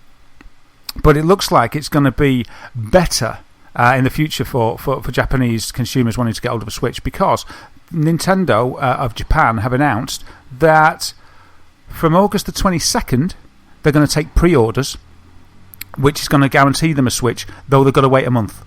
So they're going to have to wait a month, but they'll know they're going to get one. No more queuing around the block to do the lottery unless you get that. There's that rush, though, isn't there? Maybe they just enjoy it. It's like, ooh, I was almost there. Well, I can go next week. Or I can go tomorrow. I'll spend all Sunday in another queue, and I might win. But as well as doing that, as well as guaranteeing it, they're also doing this. This is cool. They're going to be selling custom Switches. So like you were saying, Anthony, about doing your own custom Xbox pad. They're going to do custom switches, and so the customers, when they pick the Switch, they're going to be able to pick from 5 different colours for the Joy-Cons, and 7 different colours for the straps that attach to the Joy-Cons. The colours you get are grey, neon red, neon blue. Oh, sorry, grey, neon red, neon blue, neon yellow, and neon green. And then you've got black and neon pink, which are reserved for the straps. So that's pretty cool, isn't it? So they can go online. They're not just going to get an adult grey one, or the blue and pink, or the blue and neon red, if you like. They can actually just say, right, I'll have a yellow and a yellow controller with contrasting straps, or all multicoloured. Yes. And I quite like that. What's the harm if they can? And if Nintendo was saying, right, it'll be a month, they can then factor that in, can't they, and just order supply to cater for that demand. And so they're winning there. They're happy. And the customer, I would much prefer, I wouldn't like to wait, but if it was that scarce, I'd kind of okay, I will just do this. And the little bonus that I can pick my own configuration of colours, well, that's a little sweetener. So I quite like that. Yeah, it's really cool. So I guess all of those colours are the colours that are kind of coming out. There's the Splatoon colours as well, isn't it? But the fact that you can get the out of the box, your out of the box Switch is going to be customised for you. I quite like that. I bought my my youngest nephew here. It was his birthday at the weekend, so I bought him Splatoon the game, an amiibo, and that really awesome green and yellow Pro controller as well. So you really like your nephews. Wow. I was like, you'll like this because it's awful, and you'll love it. And he did. He really liked it. He was quite impressed. I FaceTimed him on his birthday, and he was like, I really like it. It's really cool. So he was quite happy with it. So he didn't. He was away. He was away for his birthday, but he didn't take his Switch with him. So I was like, shame on you, shame. But yes, my nephew bought a Switch actually after seeing. I think I mention that. Well, I did mention that we played Switch with my nephews, and Sam beat my nephews at Mario Kart. Yes, well, yes. The youngest nephew, he's been out and bought a Switch. He sold his PSVR for one. I think I probably mentioned that as well. But I haven't bought him any controllers. I hope he's not listening. I'm going to sound bad. Sorry, Alex. Controllers in the post. Yeah. I was just stumped. Nicola and I were stumped what to get him, and I was like, I have the best idea. I think I'd just come off playing Splatoon. I was like, let's get Ed Splatoon. He'll love it. He'll absolutely love it. So he'd like to. I was quite surprised that I could get an amiibo. I didn't think I would be able to get an amiibo on Amazon, but I was able to get one, which is really cool. I think they've sorted out the supply a little bit with the amiibos. Right. So I got him a Squid Boy amiibo, because that was kind of similar kind of colours. It was all those kind of very kind of awesome kind of lots of neons. Yes, indeed, it was very cool. So that's it for the regular news. It's now time to head over to the VR news desk for all the latest in VR. VR desk. Yes, here we are at the VR desk once again. For all that is wonderful in the world of VR. So what we've got for you today, just 2 things today. Not much going on that I considered worthy of such a fine desk of VR that we have here at the Gamers of Lost Park Towers. So the first thing, Anthony, I think you'll love this. The Void, which we've talked about before, they're the guys that they facilitate really cool VR experiences in big arenas where you wear a backpack. Did they do the Ghostbusters? Yes. I was just about to say. They did the Ghostbusters in New York. No, that's cool. They did that. So these guys are into big, immersive, large space VR, which is really cool. Right. And they have won the contracts to collaborate with Disney and open up Star Wars VR Void experiences in the Disney parks in the US. Wow. So you're going to get downtown Disney at Disneyland Resort and Disney Springs at Walt Disney World Resort are going to get Star Wars Secrets of the Empire VR experience. Is that like a sequel to Shadows of the Empire? Maybe it is. I saw the frame rate's got improved since the N64. So yeah, that sounds really good. Unfortunately, there's not much information about what this experience actually is going to be like. It's all a bit hush-hush. But it's going to use that specialised equipment that the Void are known for, customised headset, VR backpack PC, massive tracking technology over a large arena. The Void calls this is interesting. They call their VR experiences hyper reality, and that's just to let you know that it's better than a Vive. That's what they're saying. They're saying basically this is over and above what you could possibly do at home, and I quite like that term, hyper reality. And I also quite like the thought of hyper reality arcades actually starting to arrive. Don't pander to them. This is a marketing buzzword. When I was looking at tellies the other week, I found that some monster has started QLED. QLED, yes. Yeah, no. It's Samsung. No. They just wanted to rival OLED, so they put a Q Which there just instead of makes the L. the search even harder when you're trying to find the right telly. It's like, this is marketing. This is virtual reality. No hyper about it. This is hyper reality. It's even better. It's even better. And Q comes after O in the alphabet. So a Star Wars VR experience. Unfortunately, that's as much as we know at the moment. But I've watched the trailer for the Ghostbusters one. It looks awesome. Yes. That though, I suppose Stormtroopers wear backpacks, but it's a really good fit with the Ghostbusters one because you've got your backpack with the PC in it. Because you're a Ghostbuster, you just would feel so right. Yep. But I'm sure if Disney are behind it and collaborating, it's going to be something very special. I mean, I still think that Star Tours was good. I saw when I was about 16. You know, yeah. I loved that, and I don't know if it holds up. It held up last time I saw it, which was 15 years ago or so. But it absolutely does. We went 4 years ago, and it was incredible. You know, we kept going on it again and again because it was was so good. You know, you just imagine at this time this coming out in the new Star Wars worlds in Disney as well. So you go into Tatooine or whatever they're kind of calling that area. You're surrounded by Star Wars. You then stick on hyper reality. My brain will just explode at that point. So I'm going to throw something out there, and it's not anti-Star Wars. Do not worry. But do you think that this will then start losing something? If we start going with this hyper reality, where everyone's got headsets on, I mean, surely some of the joy of you guys going through the Star Tours was like you were next to Nicola around it happening. Like if it was 15 years ago, Daz, it's like you must have been with friends and family at that point in time, and you were experiencing it together rather than being locked off in a headset. So do you think there'll be a loss as well as this hyper gain?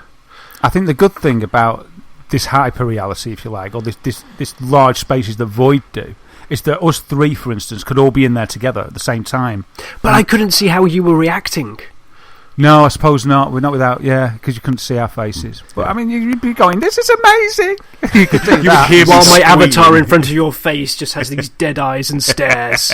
This is amazing. Yeah, that is true. But I suppose. You're right. No, sorry, I don't want to crush your dreams. I just want to give the other point of view. I think it's true, and it's a great shame that you can't see each other. But it's kind of like you sacrifice that for the rest, and then you can always go on a roller coaster together afterwards. Yeah. I think half of the point of Nicola when she was enjoying Star Tours was my face. I think we kind of went on it again because I think she was just distracted by the kind of the joy that I had. I think she said after the first time of seeing Star Wars, the Force Awakens, it kind of came out and I had kind of tears in my eyes. She was very much the part. At the end, I was just watching you because I was so happy. So I get what you mean. You were better than the ride, exactly. But there is the selfish point of me was I want to experience this hyper reality of Star Wars, so I'll just put aside that there's someone else aside, Nicola. out the way. I want to play with R2-D2, and that's kind of that sort of stuff, and it's just for the case of 5 or 10 minutes, I would just happily be alone and then talk about it afterwards. Leave me alone with R2-D2. This just sounds so weird and creepy. But yes, that just, it does sound, like I say, I can't wait. Nicola and I are already kind of planning when we can go to kind of Disneyland to kind of take in this new Star Wars world and stuff like that, and I cannot wait to be kind of immersed and actually kind of walking in or walking through the Millennium Falcon and then doing something like this to just kind of transport you even further, because I'm going to love the tactileness of the entire world and the fact that there is a big Millennium Falcon there is an X-Wing, but actually being able to just go that extra step is going to, it's just going to blow my mind. It really is. Like I say, I myself and my brother played the X-Wing game, and for that that. When he finished playing it, I just said, that's what we thought about when we were a kid, weren't it? And for that was him just completely. I'm going to be just on my own right now and just do this. But I got to enjoy it because I was watching him kind of react to it, you know. But yeah, that's just so good. Like I say, they in Ghostbusters and in Star Wars, they could just keep going, couldn't they? This hyper reality could just kind of keep going. Stop using it. I've got quotes. we're part of the problem. But maybe they'll have uber hyper reality, and then they'll be able to show your face. Like you were saying, there was, I think, a couple of VR newscasts ago, you said that there were little cameras kind of that was mapping your face. So as you were smiling, your avatar was smiling too. Yeah, that's kind of a song, isn't it? When he was start singing. That mapped your mouth. And so then it sort of did your eyes. It sort of made your eyes sort of in relation to what your mouth was doing. It's quite interesting. But I suppose in time you'd have a camera in there filming your face, and then that would be projected. I don't know. But yeah. I'd say bring it to the pleasure beach. Why is it always in America? Why is it always in Japan? I can't fly. I can't fly to these places. What am I going to do? I've got to get the Trans-Siberian Express. It's going to take me weeks. It'll be worth it for 5 minutes of hyper reality. I know, I've worked it out. It's going to cost me about $50,000. That's just for my Disney pass. So moving on from Star Wars to Tron. Hooray! We mentioned Tron earlier on because I got to play it in Kingdom Hearts and watch it again, and it was very good, the original Tron. I enjoyed it. It was a shorter film than I remembered. It felt like it was on for hours when I was little. It's just an hour and a half, though. But there we go. Apparently, Jeff Bridges wants Tron 3 to be a VR film, the first VR film. He wants it to be. There's been rumours of a Tron 3 for a while now, but doesn't he always say there's no plans, it's not going to happen? But in an interview with Entertainment Weekly recently, Mr. Jeff Bridges addressed some of those rumours, and he said, yeah, I've heard some of those rumours too. I hope it happens. I think they've got the scripts and everything, Yeah, I don't know if I'm supposed to talk about it or not, but I do think that it should be the first virtual reality movie, Wouldn't that be cool to see Tron in that world?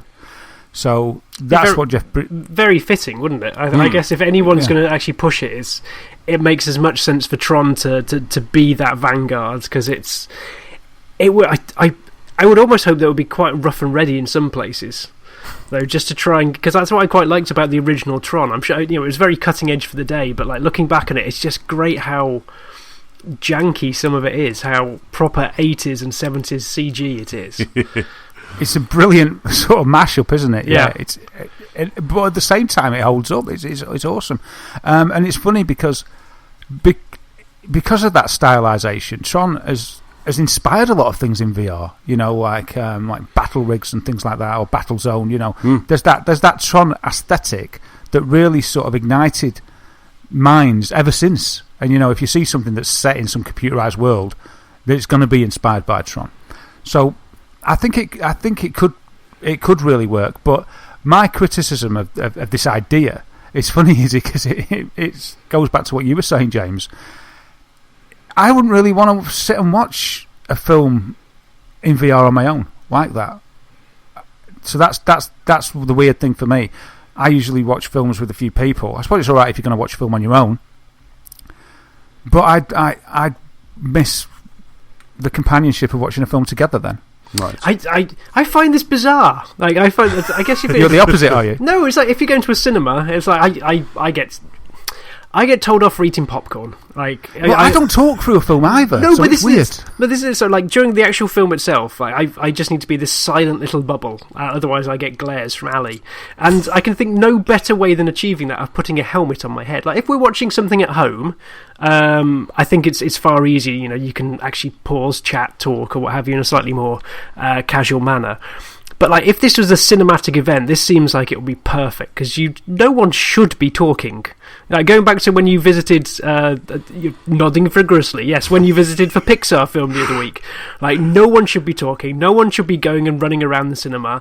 The headsets might actually assist with this. Yes. As an advocate for silence in the cinema, then VR headsets are the way forward. But I just like to share a glance, just go sort of a mouth, you just go... I'm just imagining that you try and do that and you just knock headsets together. Yeah. That would be so fun. If two of you are just like the person on your left's looking at something in the VR film that's on the right, but you've decided to look at something on the left and you just clash. Everyone's going to need big seats. Plenty of headroom. You're going to have to pay for extra headroom. Lazy boys. You got your for leg everyone. room. Leg rooms. You got your leg room seats. You're going to have your headroom seats as well. But you imagine, because IMAX, the IMAX, they have announced that they're going to be doing some VR showings. So this is probably all tied into that kind of announcement. But you imagine things like Avatar. Imagine Avatar 2, or Avatar. That moment where you first went into the world of Avatar. You then kind of put, a little something flashes, you put your VR headset on right there, and then suddenly you're transported to that world. With Tron, as you say, the moment you go through that arcade machine, you then put your VR headset on. So you go from the outside very 2D world to suddenly you're experiencing it at the same time as Finn's exploring it. And I think something like that, a mixture of both of those, could really help. And, I couldn't agree with you more, James. If everyone had headsets, but you'd have to have headsets as well. You'd have to have headsets, because if you just have your face covered, kids are probably going to scream even louder, go, "This is really great," and they're like, but they wouldn't see me hit them. So, which is really, there's one guy who's ripped his headset off and he's just going around pounding. Shut up. But yeah, so I think a mixture of this. I mean, I've watched a movie. I watched Pacific Rim on my PSVR, and once you kind of got used to it, it was actually quite cool. It was like just watching it on a ginormous screen in your house, which was quite cool. It didn't give you any immersion. It wasn't 360. But imagine just like Star Wars, Avatar, all of those worlds, just like suddenly being immersed in it. Yeah, it's really interesting how they do it, like you say, because there's that option of just giving you a massive theatre just for you. There's the other option of making it sort of all like the best 3D you've ever seen, but just at the front. And then there's the other option of making it 360 or making it slices of each. Do you know what I mean? Making some parts like based at the front so you don't miss the action, but say a light cycle sequence, and all of a sudden you get that point of view of riding the light cycle for action scenes. You're there, and then all of a sudden maybe the vista opens up all around you. So it'd be difficult to. I think it'd be difficult to do it and do it right, and do it well. One step further than that, mix that in with the 4X technology as well, where your seat is rumbling, where air is being blown at you, where it suddenly becomes cold when you're on, so suddenly you're on an ice planet in X sci-fi movie, and it's cold, and air's being blown at your face, or you're in a spaceship taking off and your seat is rumbling. Imagine just taking you into that 4-5D, it would be incredible. Your senses just being played with throughout the entire movie. You can imagine someone like James Cameron, Steven Spielberg, all of those people just wanting to do that. Those people just who are at that forefront of technology, who want to be able to push that. Imagine being able to say, right at this point, when you go to Na'vi or where you go to that planet for the first time, we're going to load the cinema with a scent. We're going to fill the cinema with a floor with Febreze. I'm sure I've seen this when I went to Disneyland and went to the Muppets 4D thing, or the Bugs Life. You see the Bugs Life when you got the little thing in your back when someone kind of ran past you and stuff like that. See, it's that. Taking it to the next level. That hyper reality. We've moved from everyone sitting in these massive lazy boy chairs to everyone actually just on drum stools, spinning around, trying to see behind them, looking at the vistas all about. It would just be so much fun. Everybody's in little. It's like a little car. It's moving you around the whole cinema at the same time on a track. Yeah, it'd be really interesting, and it's weird because like you just painted an amazing picture of it, and I'm happy with that now. But I was kind of like, how would they do it right? And what if people aren't looking at the right bit at the right time and stuff? For the story, I suppose you just watch where the action is. But I just think if they're going to do the first film they do it with. I just feel it's so important that they do it right, and I think you're right. You need like a Spielberg or something like that behind it to make it right. Imagine Ready Player One. right? Ready Player One, the moment they jump into Oasis, you put on your VR headset. That is a film that is made for that, because you're just following the narrative that's on screen in front of you.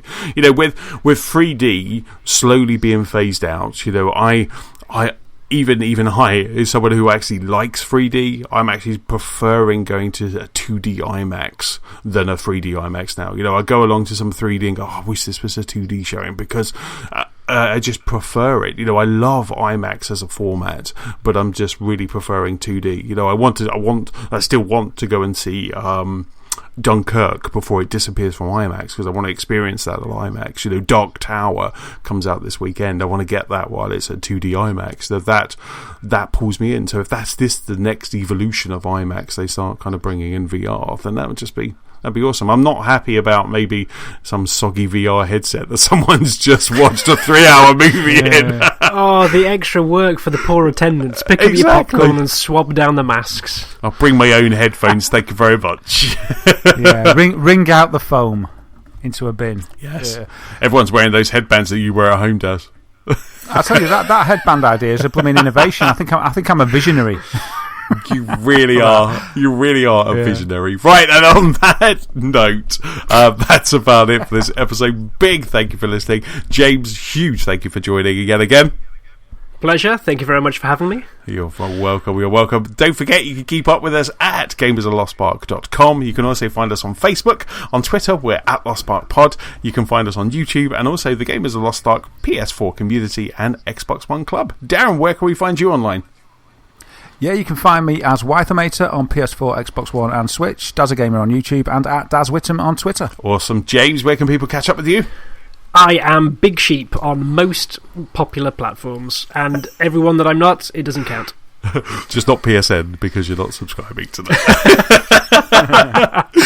For me, I am Chessman on Xbox Live and Nintendo Switch. I'm PS-Chessman on the PlayStation Network and Chessman UK on Twitter. Don't forget, if you have any feedback, please send it to our email address. That's feedback@gamersoflostpark.com. That's about it. We'll talk to you next week. Say goodbye, guys. Bye-bye. Bye.